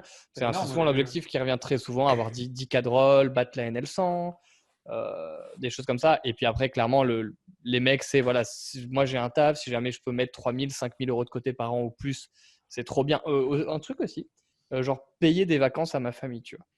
C'est trop cool, quoi. Le mec, il est prof de sport, il est je sais pas quoi, il a un peu de temps, il joue 15 heures par semaine au poker. Puis il dit rien à sa famille, tu vois, par exemple. Puis par surprise, il invite sa femme au resto et il a les billets d'avion, il paye des vacances à ses gamins. Et c'est pas un trophée, mais c'est quand même ah ouais, d'accord. D'un coup, ça devient concret, quoi. Il y a ça, et après évidemment passer pro. Et moi, ça fait des années que je coach plus en individuel, et du coup, il faudrait demander aux joueurs de cash game à ce moment-là. Mais effectivement, il y a beaucoup plus de problèmes de motivation en cash game, j'ai l'impression. Parce que tu es tout seul. Enfin, ils en parlent très bien dans nos Nosebleed, justement. Seb et Alex, quoi. Tu vois, même toi, tu te rappelles pas de l'histoire de ta session, sauf des sessions épiques, mais bon. Tu te rappelles de 2-3 trucs, mais au tu t'en final, rappelles, quoi. ça te Pour marque moi, pas. c'est une histoire. Donc, c'est vrai que ça, pour le cash game, c'est un peu plus délicat. Ouais. Beaucoup plus de problèmes de motivation pour les joueurs de cash game. Enfin, en tout cas, c'est pas le même type de problème de motivation. Juste un côté qui est tout simplement plus routinier. Exactement, c'est la routine, quoi. Du grind. Encore pas les tournois aussi, mais c'est quand même particulier. Tu sais, quand tu as gagné un Winamax Series ou gagné un double coupe ou un tournoi WSOP online, j'en sais rien, enfin, ou même live. Enfin, c'est un truc qui te marque, quoi. Mais même juste gagner n'importe quel tournoi, en fait. N'importe quel tournoi, en fait, quand tu arrives en table finale, même si c'est. Si c'est le 20 balles, c'est ça. Ne le cachons pas. Il faut beaucoup de chance quand même à chaque fois pour gagner un tournoi. Il faut beaucoup de réussite. Mais et puis le tournoi, c'est quelque chose qui parle à tout le monde. C'est-à-dire que même quelqu'un qui joue pas au poker, en plus, tu lui dis, tu as gagné un tournoi, ça lui parle. Quoi. Ça lui parle. Champion, ça lui parle plus que de dire j'ai gagné tant en cash game. Putain, mais là, pas la limite à 6v200. J'ai eu mon tonton hier au téléphone et il me dit mais c'est quoi le plus que tu as gagné au poker? Et là, tu lui dis, et tu as envie de dire, alors je vais lui dire, je vais peut-être lui parler sur l'année pour lui. J'allais dire mon meilleur année. Je vais lui parler sur l'année parce que sinon ça va être compliqué. Si tu lui dis ton plus gros pot, il va dire ah ouais, d'accord, t'es smicard. Ah ouais, d'accord. Ça parle pas du tout, c'est clair. Ouais. Qu'est-ce que je vous propose qu'on fasse une petite partie technique? Eh bien, ma foi, allez, vas-y, attends. Je vais aller méditer. Attends, pendant que tu fais, ça, j'ai quand même Attends, j'ai encore une petite question. J'ai encore une petite question pour Sylvain. Un verre de champagne. Parce qu'en fait, on a parlé de ta partie, mais on n'a pas dit en quoi elle consistait exactement. C'est quoi? Tu reviews un de tes tournois ou tu as vraiment des concepts, genre tu fais plusieurs vidéos sur plusieurs concepts? Comment ça elle se passe? Écoute, il y a les deux. Il y a les deux, donc je pense que ça devrait aussi peut-être plaire à certains joueurs qui ont un niveau un peu plus faible techniquement et qui vont peut-être avoir un peu plus de mal au début avec les solvers, même si j'ai essayé vraiment de simplifier ça un maximum et vraiment d'expliquer de manière très simple les concepts les plus importants. Il y a vraiment une grosse partie technique sur le jeu pré-flop, flop, turn, river. Quels sont les concepts, combien tu as besoin d'équité pour value bet une main à la river, comment tu vas trouver un bluff catcher, tu vois, quelles sont les propriétés pour avoir un bon bluff catcher quand tu te retrouves à la river quand tu back un bluff. Et puis après, il y a une review entière d'un tournoi que j'ai gagné, un Winamax Series d'ailleurs, cette année, en 2020. Donc qui fait, si je dis pas de bêtises, il y a quelque chose comme 8 parties d'environ une demi-heure. Ouais, donc il y a environ 4 heures de review, donc j'ai vraiment review toutes les mains. Là, je détaille vraiment mon process, ma logique pour chaque main. Donc, je pense qu'il y a vraiment beaucoup de contenu intéressant. J'ai également record, tu vois, aussi une session où j'ai des petites limites. Ouais, voilà, c'est ce que j'allais te demander parce que justement. 1 €, 2 €, 5 €. Parce qu'au final, c'est ça aussi qui parle le plus aux gens de Kill Tips. C'est ce qu'ils jouent régulièrement. Et donc, forcément, tu vois des profils différents, tu vois plein de gens qui liment tout le temps. Donc, pour moi, c'est assez facile parce que je connais à peu près les tendances, les erreurs classiques des joueurs amateurs ou qui ont des très mauvaises notions du poker, qui ne comprennent pas la force des mains, la position, etc. Donc, j'ai joué une session là-dessus, pareil, qui est commentée en plusieurs parties, qui finit d'ailleurs par une victoire sur un tournoi. Ouais. Oh là là, Il est- quel je vous chatard, jure- mais je quel vous jure- chatard. Je vous jure, on ment pas. Il dit bon bah je recorde demain une session sur 4 tables là. Et je fais ouais bah nickel, c'est machin. Il me renvoie le main, il fait lol, je ship un des 4 tournois, je fais what et tout. Et à la base on voulait. J'ai réentré quelques tournois Ouais. pour Mais Ça dure un peu. c'est quand même Ça dure un peu, quand même. c'est la seule session qui j'en ai record avancé quoi. quelques-uns. Et ce qui est sick, J'ai c'est fait qu'une prise. que ouais, il avait mis de la musique en fond et en fait c'est tout filmé en live et la musique Ouais. couvre beaucoup trop le son de la voix. Du coup il a J'ai fait des refait tests a de son, posteriori. ça marchait nickel. Et puis quand j'ai enregistré après coup, la Et musique tu sais quoi, était un peu trop forte. j'hésite à la mettre sur la masterclass quand même, pour ceux, s'il y en a qui préfèrent avec le son, parce que Ah oui, C'est un donc peu t'as dur. Du coup, en fait, pas enregistré. j'ai tout commenté. En fait, j'ai tout commenté je commande à toute la session posteriori, en live, quoi. toute la session après. On nous demande, Sylvain, est-ce que tu fais du coaching privé à côté aussi ou pas? Non, je fais pas du tout de coaching privé en ce moment. Pour la simple et bonne raison que je passe déjà beaucoup de temps, en fait, tu vois, à bosser avec d'autres joueurs. J'ai un groupe, enfin, tu vois, j'ai un groupe de travail, comme je pense à peu près tous les joueurs pro. J'échange beaucoup avec d'autres joueurs et ça me prend déjà beaucoup de temps, ça, plus le grind. Tu peux dire, Sylvain, ton rôle dans le groupe de travail. Moi, ça m'a fait rire, mais si tu veux pas le dire, je comprendrai. C'est trop tard, t'es obligé de le dire. Ah là, t'es obligé maintenant, c'est fini. Ah, peut-être En pas. gros, on est organisé plus ou moins, C'est sick. tu vois, plus ou moins en équipe. Tu vois, on travaille sur des thèmes différents et puis après, on échange nos résultats. Et moi, je suis plus ou moins team leader de la team sur l'ICM. Donc, on bosse à fond sur. Alors, Chief Officer ICM, tu vois, et tout. Putain. Ah ouais, bah après, ça fait ça fait une diff. Là, on parle de tournois à plusieurs millions, donc ça fait. En une fait, diff, tu t'organises comme des entrepreneurs qui se font Bon, des après, groupes dans des incubateurs, ça, en fait. Le team leader, au final, c'est pas, il y a pas, enfin, pas tellement le leader, c'est juste pour qu'il y ait un mec, tu vois, qui centralise un peu les choses, qui organise un peu les Vous meetings, êtes ce combien genre dans de ton choses. groupe de travail, Sylvain? Alors, on est 6, 5, peut-être 5 en ce moment. Parce qu'il y a un mec qui bosse plus sur un autre projet. On est 5. 5 sur ce projet-là, hein, pas dans le groupe de travail. Dans le Ah oui, groupe c'est de ça. travail, je peux pas donner trop d'informations, mais on est davantage. D'accord. Bon, en tout cas, ils veulent pas que ça se sache trop, tu vois, que les gens soient nommés, etc. Ouais, bon, On après, garde ça de c'est manière plutôt privée. normal. Moi, j'étais très content de rentrer dans ce groupe de travail. Moi, je suis pizza liver. Pizza deliverer. Je suis le Uber Eats. T'es Chief Happiness Officer, toi. T'apportes Ça. du bonheur au groupe, quoi. Il a Moi, acheté j'arrive la de table temps de en temps, ping-pong et il livre les pizzas. C'est ça. C'est ça qu'il nous J'arrive faut, de temps en peut-être temps, un je mec fais pour mettre un peu hey d'ambiance. Wow. On a besoin de ça. Ça, on Bon, sait les faire. gars, on fait une petite pause. Allez, comment Faire du team Wow. building. Hop. Ah, putain. Un 10 peu de cas par mois stand-up. quand même pour commencer. Bon, allez, c'est parti. Allez, on est parti sur la partie Les technique. masques vont tomber comme à chaque fois. Évidemment. Alors, j'ai deux petites mains. Vous me dites quand vous voyez l'écran. Allez, du cash game, s'il te plaît. Yes. C'est bon. Ah, on commence par le cash game. Ok. 40 millions. On peut commencer par le cash game. Hein, Vas-y, on commence par le ça cash va. game. Oh, putain. Alors, si on joue contre Stéphane, on va faire tapis, pré-flop. Évidemment. Donc, on est dans la peau de Zas 91 que je connais pas. Je sais pas qui c'est. Je connais pas. Je l'ai vu pop. J'ai vu quelques mains récemment là, sur les forums. Ouais, je l'ai vu Quelques pop mains assez récemment aussi. Donc, bon, le pré-flop, on va pas passer 1000 ans dessus. Open à 200 de Stéphane au bouton. Nous, on a paire de rois en small blind. On est Je sais semblable. vraiment pas ce qu'il va faire là. On 3-bet à 1000 et on est payé. Voilà, bon, le pré-flop, comme ça, c'est fait. Et est-ce que c'est des fois, tu rêves et en fait, tu es dans un cauchemar, tu es hors de position dans un 3-bet pot contre Stéphane. Je pense qu'il y a pas mal de mecs en high stakes, ça doit être ça. Parce que, a priori, je pense qu'en ce moment, c'est un des N-boss. C'est un des tout Et, meilleurs. et en plus, il est hyper aggro. Et il a généralement, c'est-à-dire que ses sizing, c'est 110%, 120%, 150%. Enfin, genre, En cash C'est game un jeu russe, c'est ça, non? ah, ça overbet une tonne. Hein, ça va. Sur les Russes, je pense que les Russes, c'est actuellement les meilleurs, je pense. Mais... Ouais, ils sont pas mal, quoi. Donc, on a 3 bêtes paire de rois. On a le roi de pique et le roi de cœur en main. On avait 100 blindes au début du coup, donc sur une 50-100, donc 10 000 $. Le pot fait 2100. Le flop, c'est dame, valet 7 avec 2 cœurs. Est-ce qu'on s'ébête tout le temps ici? Et si oui, ben, on est quelle école? École pas chère, école très chère? Tu ferais quoi ici? On va d'abord demander à Simon.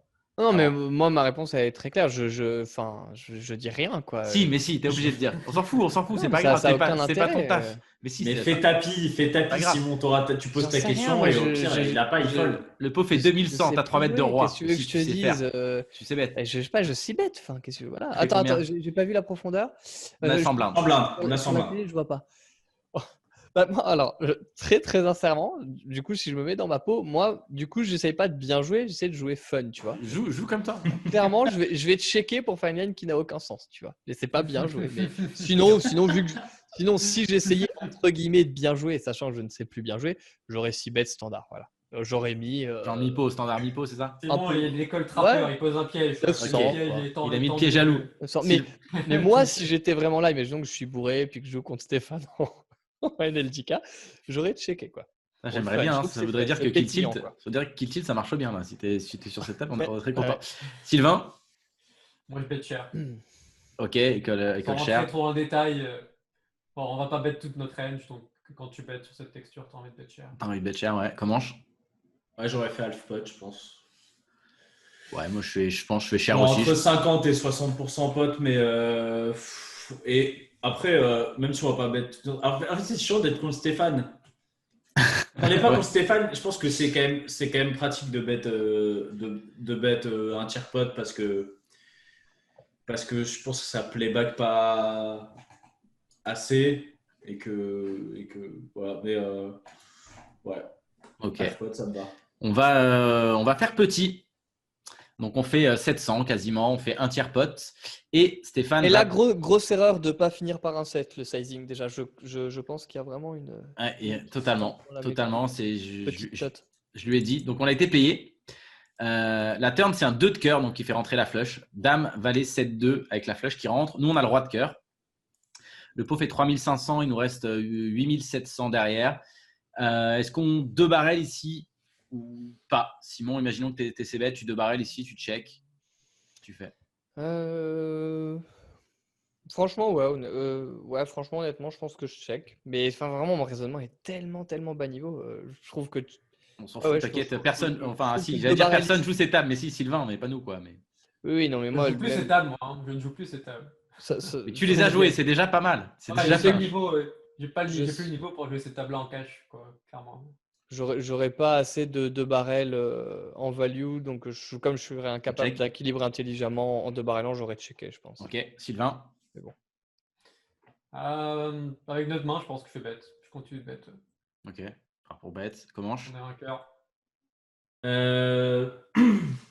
Je réfléchissais à la possibilité de continuer à bet, mais pour un petit sizing sur cette On n'est table. pas obligé de bet très cher. Hein. Je pense que tu peux bet un petit sizing, check est aussi ok, mais avec en fait il y a le valet de cœur, on a le roi de cœur. Ouais, il reste, tu vois, en fait, il reste des combos de A6 de cœur, mais en fait, globalement, quand tu as le roi de cœur et tu vois déjà, tu enlèves pas mal de combinaisons de flush. Donc, c'est quoi après, par contre, du coup, si on 2 barrels, c'est quoi le plan? 3 barrels 3 barrels shot? je sais pas. Après, c'est quand même globalement une turn qu'on va quand même checker beaucoup, quoi. On va checker Donc, souvent, a priori. Ouais. On va la checker beaucoup parce que c'est une turn qui change les équités du flop. C'est-à-dire qu'en gros, notre avantage du flop, on l'a plus forcément. Bah, surtout si on surtout qu'on a fait bet un tiers. Surtout qu'on a fait bet un tiers. checker toute notre range. Hein. Désolé de vous couper. Ouais, Tu c'est vas ça. checker souvent, mais ça ne veut pas dire que tu vas checker toute ta range non plus. Hein. Oui, c'est ça. C'est qu'en fait, tu vas checker souvent, mais en gros, tu vas pas checker toute ta range. Ici, je pense en fait, si tu as 2 as avec l'as de cœur, c'est clairement un bet.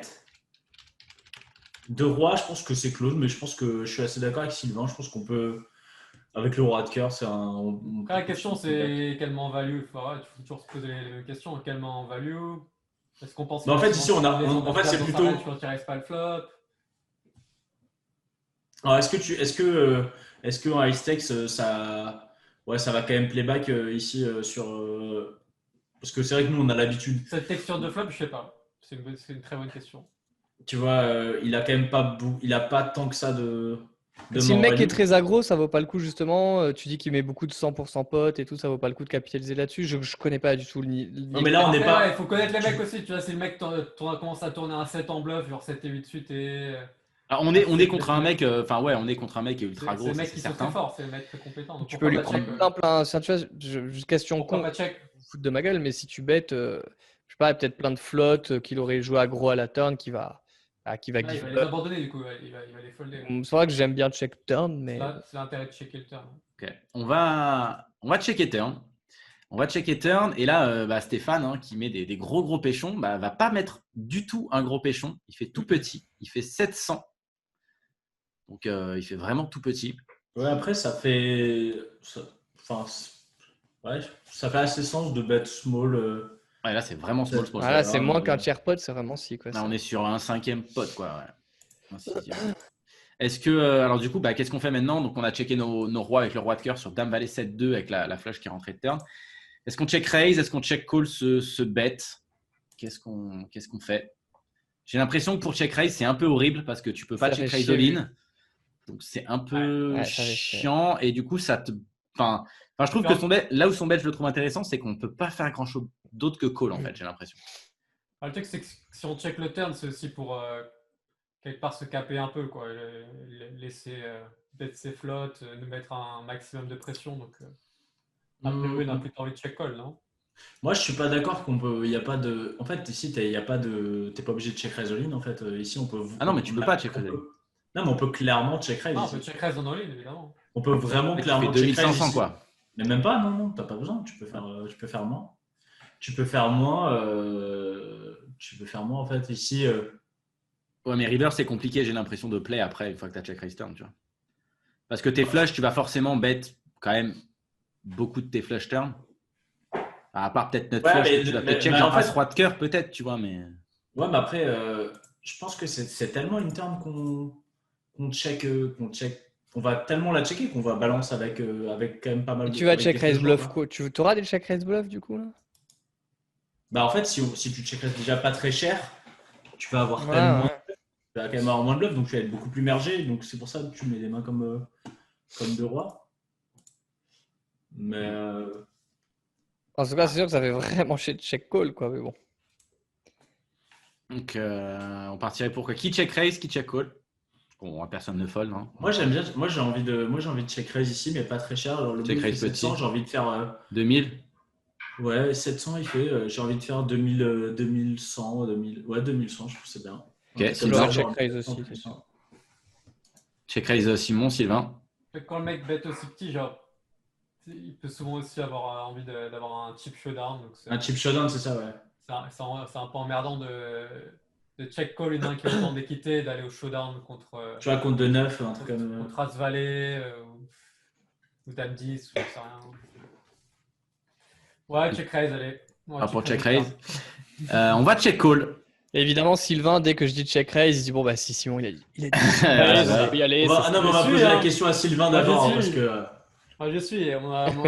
Ma décision initiale, c'était plutôt check call. Mais... Alors, la river est intéressante. Donc, le flop, c'était Dame Valet 7, turn le 2 qui fait rentrer la flush. Et la river, c'est un 10 de carreau. Allez, ouais. Le pot fait 4900. Il nous reste 8000. On sait exactement ce qui va se passer.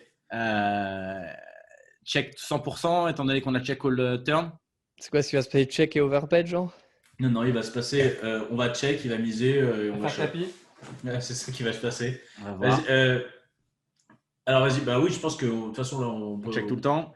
On va tout le temps checker. On part pour checker. Le pot fait 4008. Paraît logique. Il bet 4000 dans 4800. Il nous reste 8000 derrière. On call tous les jours. On fold, on check raise. Qu'est-ce qu'on peut faire? Pourquoi tu es parti sur check raise? Pourquoi tu veux check raise? Non, par contre, moi, je fold là, sur son sizing, je fold. Ok. Sylvain? Réfléchis. Simon?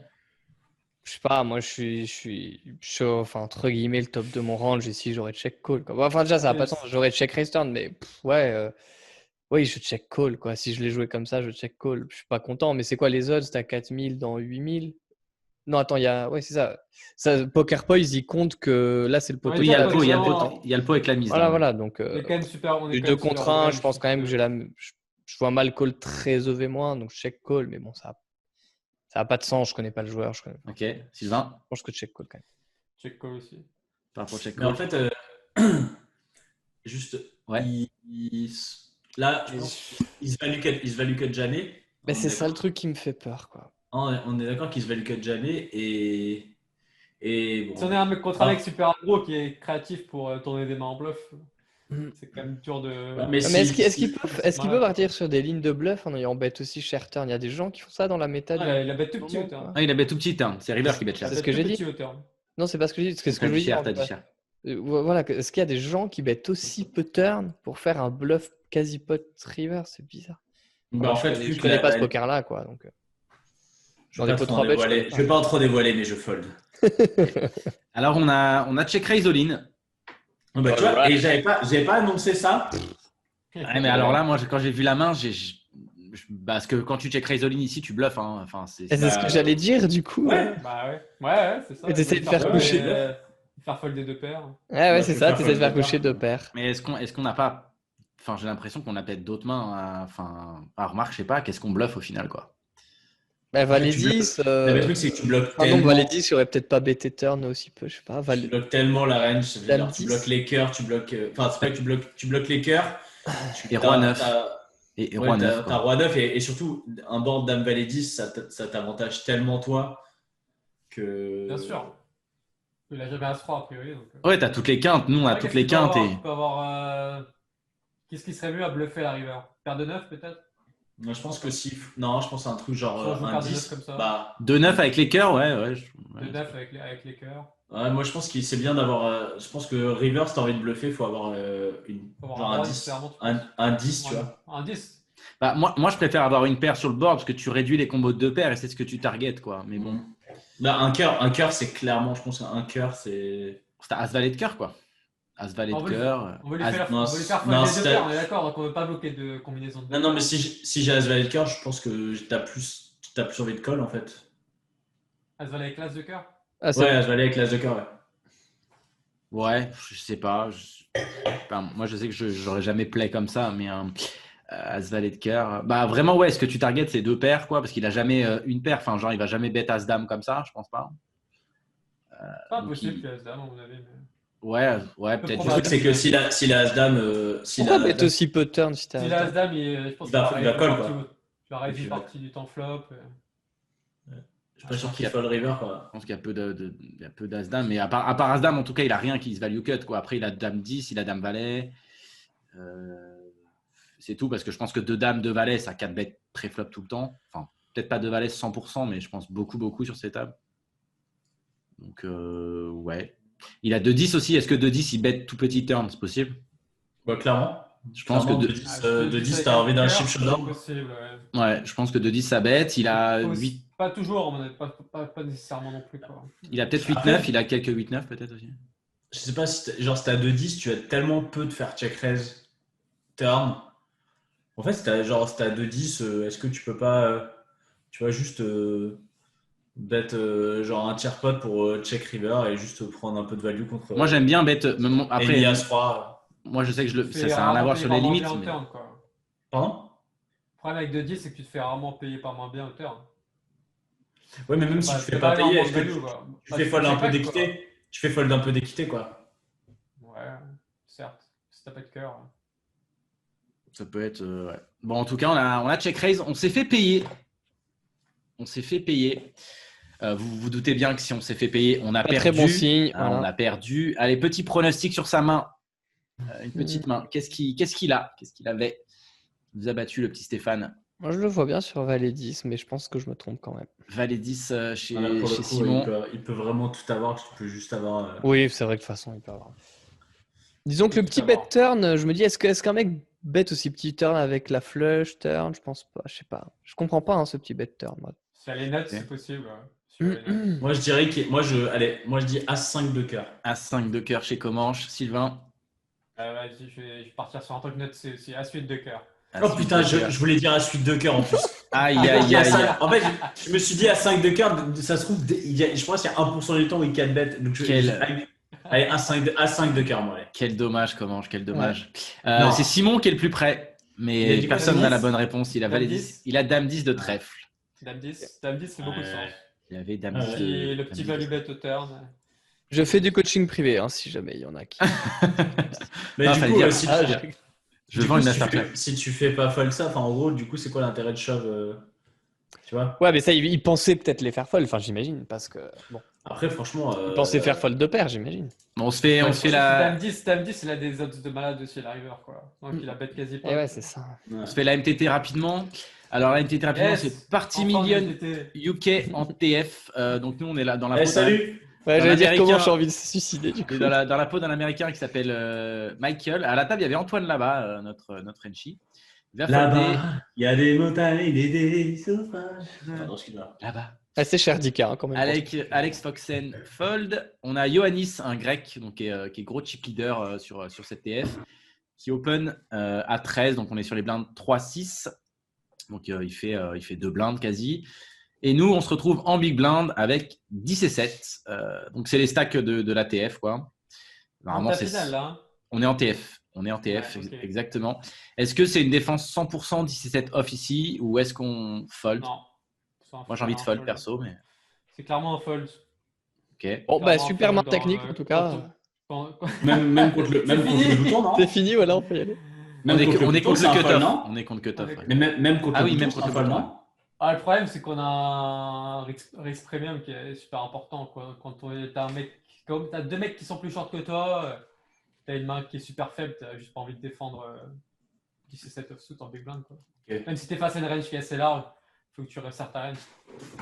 Donc on partirait sur un fold. Ouais, moi je suis Surtout d'accord. qu'on a- Ça m'a fait on a un dire. La profondeur est un peu dégueulasse. pourri aussi, ouais. Ah, la On a un stack profondeur qui est un assez peu pourri pour dégueulasse. défendre cette main-là, je pense. Ouais, on a un peu plus de 15 blindes, quoi. C'est un peu relou. Ouais, c'est un peu pourri. Donc évidemment, on a payé, sinon c'est pas drôle. Bon, de toute façon, vous allez voir, je pense qu'on va être à peu près tous d'accord sur les C'est streets. quoi? C'est une main qui a été jouée au Party Million UK TF 10 000, Exactement. 10 000 buy-in. Ok, ouais, c'est le genre de buy-in que je joue. Alors le flop, c'est 8-5-3 avec 2 Bah, carreaux. tu vas jouer après avoir vendu la Voilà, masterclass. exactement. Nous, on a 10 et 7 avec le 7 de carreaux. On a la peau de qui d'ailleurs? Dans quel On est dans la peau d'un mec qui s'appelle Michael, mais je connais pas. Ok. Putain, c'est vraiment les infos. L'Amérique. Non, mais je veux dire, c'est pas un mec Alors, connu, c'est pas un reg, c'est pas du On tout est un reg. américain. On est américain, donc a priori, je pense à John Michael. recherches. Non, mais ce que je veux dire, c'est que c'est pas. On est On est UK, pas. c'est parti Millions UK. donc Il a voté il y Trump. plus de chances qu'ils Il soient a en voté Belgique. Trump, ça peut jouer dans la. Ouais, il est peut-être. C'est ça. Ouais, con. Il était au Capitole hier. Ouais. Ah, là, ça joue beaucoup. Et c'est pas la boîte de nuit de. Non, mais de toute façon, de peu importe Birmingham. qui c'est, bon, on va checker le flop. Et on a Ioannis, donc le grec, qui décide de ses bêtes ici. Donc, il fait un tiers pot. Donc, sur 8-5-3 avec 2 carreaux. On a 10 et 7 avec le 7 de carreaux. Encore un fold tout le temps. Oh, j'imagine Jérôme là, Wattels, qui Ouais. regarde cette main, s'il est là, je pense qu'il s'arrache des cheveux. Non, Ah, non, c'est un parce que fold c'est une de rotoglu, hein. situation en début de tournoi. Alors, je veux pas. Ouais, c'est sûr que je fold. Essayer de check raise ce flop là ou de faire. Non, c'est check raise all-in ou fold, non, je sais pas. Attends, on a combien Check de- raise all-in, Ouais, t'es chaud, quand même. Mais ça n'a aucun sens, oui, mais tu fais quoi d'autre? Tu vas pas check call, enfin, tu vas pas check call de part avec Non, ça. non, tu peux. Ouais, min raise. Ouais. Tu peux min raise. Ah ouais, mais, Ouais, c'est mais ça, ouais, mais check le problème, in le raise truc, fold. si tu check raise Ah oui. pas all-in, Après, t'as C'est les beaucoup quitter mieux, on a parce dit. qu'ils push.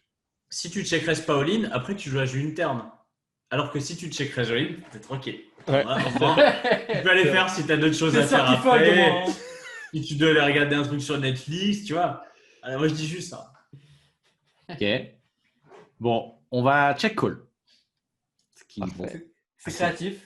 On a combien de blindes au début du coup? on a 18 15, blindes au début du ouais, coup, un peu plus. à peu près. On a 15 blindes et Un on, peu on plus. joue encore. En fait, on n'est pas. Donc est là, pas- on C'est paye. ça. La turn, c'est l'as de cœur. Donc le flop, c'est 8, 5, 3, as avec 2 flush draws à carreau et à cœur. Nous, on a 10 et 7. On a juste le 7 de carreau. Donc, on a hauteur 10, quoi, et tirage à hauteur 10. Pas mal. On lead. Tiens, Allez, on je y- perds. Tirage Tirage pair, on a pair. toujours une Allez, tirage on- pair. Non, donc bête ici. Le pot On fait lit 60, on a une 90 blindes. C'est bon, on présente un as. Je Check pense que 100%. Pascal Thérault nous dirait c'est bon, on représente l'as. C'est Allez, bon. on donc bête. Donc bête. Non, on check. On check. Moi, j'appuie Ah, au le hasard. poker panache là. Ioannis, Poker panache, je suis d'accord. 2 barrels. Il fait 20. donc 3 il a blindes. Ah, donc, T'as vraiment pris une main. C'est clair, cette fois. C'est quoi Ah ça? oui, j'ai pris une main pour prouver que le poker a encore de beaux jours devant lui. Mais parce que la turn, en fait, on va call, parce que sinon, je vois pas, ça n'a pas de sens d'avoir pris cette On main. call pour faire Ouais. tapis sur sa Ou check river. raise. On va call pour donc bet all-in sur un Pour carreau. donc bet la river. Sur le Et carreau. pour donc bet un sans carreau, cœur. je veux dire. C'est bien un Pourquoi pas un Américain, cœur il s'appelle Michael Wang et il a 2,7 millions de gains. D'accord, donc là on call, j'imagine, parce que de toute façon, et que ça n'a déjà plus aucun sens. Donc on va call, exactement, on va call. Parce qu'on est d'accord que c'est déjà mais il a un vraiment fold call 100%. Ouais, c'est une vraie main, c'est une Et pourquoi totale il vraie call main. Ok. Et pourquoi Et il river, call c'est La un river, quart. on fait une paire, sinon c'est pas drôle. Ah bah oui. Ah, ok. Du fait coup, une on paire. bet plus, c'est fini là. Le plan a changé, j'ai envie de dire. Ah, là, ouais. Maintenant, on passe en mode. On est emmerdé là. On est bien emmerdé maintenant d'avoir fait une call paire. maintenant. Parce que concrètement, le seul plan que je le voyais, moi, c'est si un carreau il shove. Bah, c'est ça, c'est donc bet sur le Ah, carreau. qu'est-ce que tu veux que ce soit d'autre? À un moment, il faut que tu Il y a- essayes de gagner le pot, non? Il y a un peu rien du tout. T'as pas Donc beaucoup là- de chioda en value avec cette Vous main-là. vous doutez un peu de ce qui va se passer. On va check. Bon, tapis. Tapis, est-ce qu'on est recall maintenant, vu qu'on s'est mis dans la tambouille tout seul? On est bien en plus avec notre set de Et carreaux. j'aurais- On a vraiment des bons bloqueurs. On a le meilleur bloqueur. On a des bons Si tu bloqueurs. check call pas là, t'as une des meilleures cartes possibles. Non, mais t'as la pire main du monde pour call. quoi. Ah oui, mais bon, fallait pas être là, quoi, à la base, du coup. Moi, je me mets dans la peau de cet Américain. Maintenant, Mais je connais Chichi. Hein. Ce qui va être rigolo, c'est 100%. Le mec à call. Maintenant qu'il Là, arrive là, là, je me je tromperai pense pas qu'il Là, je me abandonne. tromperai pas, je te connais parce que 100% le mec à call et on va juste Ah, c'est sûr. avoir perdu contre. Enfin, non, mais enfin, je sais même pas, dans sa façon où on Oh, a bah, gagné ou on a call. 100% il a call. contre 3-10 de carreau. Mais oui, enfin, évidemment que tu calls si, à ce moment-là, si t'es dans la peau de ce mec. qui a joué Franchement, si t'es n'importe contre comment, 3-10 tu de check call. carreau, franchement, t'as envie de pleurer, quoi. Franchement, t'as envie de Ouais, pleurer. On voit 10 de carreau, le truc qui a pas de sens. Oui, mais Pourquoi pourquoi t'as check call turn dans ce C'est pas si signe que ça de value bet 3 10 de carreau. Ah, on a quand même. Moi, j'ai l'impression qu'on a pas mal d'as dans notre range, nous, quand même. Hein. Non? Pas tant que ça, à mon avis. Ah ouais? Quelques-uns, mais vraiment pas tant que ça. Parce que vu qu'on va pas les shove, ouais, mais j'ai l'impression Ouais, ça- qu'on va pas en shove, qu'on va en On va shove pas quasiment tous les aucun shove préflop, préflop. quoi. Si, on va en choper une partie, je pense, contre le chip leader, Ouais. mais pas tous. Ouais. On avait combien de blindes? 18 blindes au début? On a 18 blindes, ouais, vu qu'il y a des petits stacks, j'ai l'impression qu'on a quand même pas mal d'as. Pourquoi on a pas rebuy à 100 blindes déjà? Ah, écoute, final, si on c'est dé- dur. après, c'est sûr que si on défend 10 et 7 off, on a tous les as. Ça peut, donc, J'ai l'impression check qu'on a. call Oui, le ça flop. c'est sûr. Ça c'est sûr. on a Est-ce des qu'on as. peut- On a des as. On peut s'auto-mettre la pastille verte? On peut se la mettre ou... On peut se l'automettre. Ah ouais, non, on a 2 millions de gains. 2,7 millions. 2,7 millions. Ok. Ça fait 2,7 millions de plus que nous. Voilà. Alors, Ah, laisse-moi 2 millions calculer, 6, peut-être. Laisse-moi calculer. Ouais, c'est ça. C'est C'est ça. ça. C'est ça. Ok, bon, bah, on a payé. On a payé, évidemment. Évidemment, on a payé. Maintenant, savoir est-ce qu'on a gagné ou on a perdu. Qu'est-ce Alors, que c'est que c'est on va faire Pronostic. Alors, pronostic. Qui pense qu'on a gagné? Qui pense qu'on a, Moi, qui je pense qu'on a pense perdu? qu'on a gagné. Moi, je pense qu'on a gagné. Ok. Comment on a gagné, Simon? Oh, je sais pas, j'ai envie de demander à mon chat, je sais pas du tout. Euh, Je pense qu'on a perdu, hein. Je pense Moi, je pense qu'on a perdu. On a gagné. Ok. Moi, je pense qu'on a gagné Je pense contre. qu'on a perdu. On a gagné contre Dame Valley. Ok, Dame Valet chez Comanche, ouais, ok. Je pense qu'on a Je pense gagné. qu'on a perdu contre Non, c'est As-9. pas ça. C'est As pas 9. ça, putain. J'ai vu la tête de Chichi. c'est pas ça. As-9 chez Ioannis. Ok. Et Simon? Moi, je pense qu'on a gagné contre paire de 4. Ça n'a aucun sens. Non, mais ce qui est bien, c'est que des fois, au poker, tu sais, il y a un peu une espèce de justice et que des fois, tu as l'air vraiment très, très con. Non, mais tu as l'air Ah non. vraiment très, très Il a con. 9 et 10. Non, il a 2 as. Non, il a 2 as et il était en mode, bah, normalement, je dois jamais prendre un bet dans cette main. Et bah là, j'ai pris un stack. Bon, bah, voilà. Ok. Surtout en table finale, ça vaut beaucoup d'argent. C'est sûr que ça donne espoir Ouais, c'est plaisant. sur l'avenir du poker. Est-ce que ce soir-là, il n'y avait pas Joséphine Ange Gardien sur TF1? Parce que le mec, je pense que le mec devait Et du aller coup, regarder l'épisode qu'il n'avait pas vu ouais. avec la meuf dans l'hôpital. Ou un truc. Grâce à ce pot, bah, Ioannis a gagné le tournoi. Alors, Foxen a fait 2e, hein, forcément. Et puis Antoine là-bas, 3e. Là-bas. Là-bas. les montagnes, Et voilà. C'est tout pour cette petite Eh ben, partie écoute, technique. Tranquillou. Moi, Elle était bien croustillante cette dernière mois, écoute. Ouais, Ouais. moi, elle m'a bien fait rire. Je me sentais de la mettre. Je savais qu'il n'y avait pas grand-chose à dire, mais elle était quand même marrante. En tout cas, si tu sens bien le genre de cash game, il a pris une main de 50 en cash game, un truc super, c'est pointu et tout. Il a fait un truc Vraiment en sérieux. MTT où le mec il check call. Il check call hauteur. Ah oui, je me suis trompé. C'est pas un 10 000, c'est un 5 000. No draw. C'est Ils le- sont- Ah, C'est le 5 000. C'est le 5 000. Dans un c'est 5 pas- 000, alors c'est ok, d'accord, compréhensible. c'est D'accord. Pardon. un Ça change genre tout, pour ouais. les clochards, ça tourne un clochard, d'accord, ok. Autant pour moi. Oh, ok, d'accord, super. Le mec nous met des tournois de. Donc, de il s'appelle comment? Michael Wang, c'est ça? Donc, Michael Wang, ouais. Je vais enverrai un Michael Wang, message pour faut- acheter notre masterclass, du coup. Ouais. Il y a moyen là que ce Ouais, soit mais utile. je garantis pas que ce qui progresse, lui, pour le coup. Pas sûr. En tout cas, il peut Il a l'acheter plusieurs fois. 2,7 millions de gains. Hein. Après, je sais pas en gain net combien il a. Mais... C'est Ouais. ça. Il y a des choses, notre ami. Eh bien, écoutez, merci beaucoup, messieurs. C'était encore une fois, c'était très cool de vous avoir, mais ça fait très bizarre. Hein. Sylvain, ça fait 2 fois d'affilée où t'es pas dans les fauteuils avec nous pour en parler. Pareil Ah, c'est pour vrai. toi, Ça manque un peu Simon. d'alcool, tout Ah, ça, j'ai bon, envie ouais. de dire. Alors, Ouais, ça, c'est clair. rassure-toi, on a fait le travail on a fait le travail à Je vais distance. travailler à l'avance. On a fait le travail distanciellement.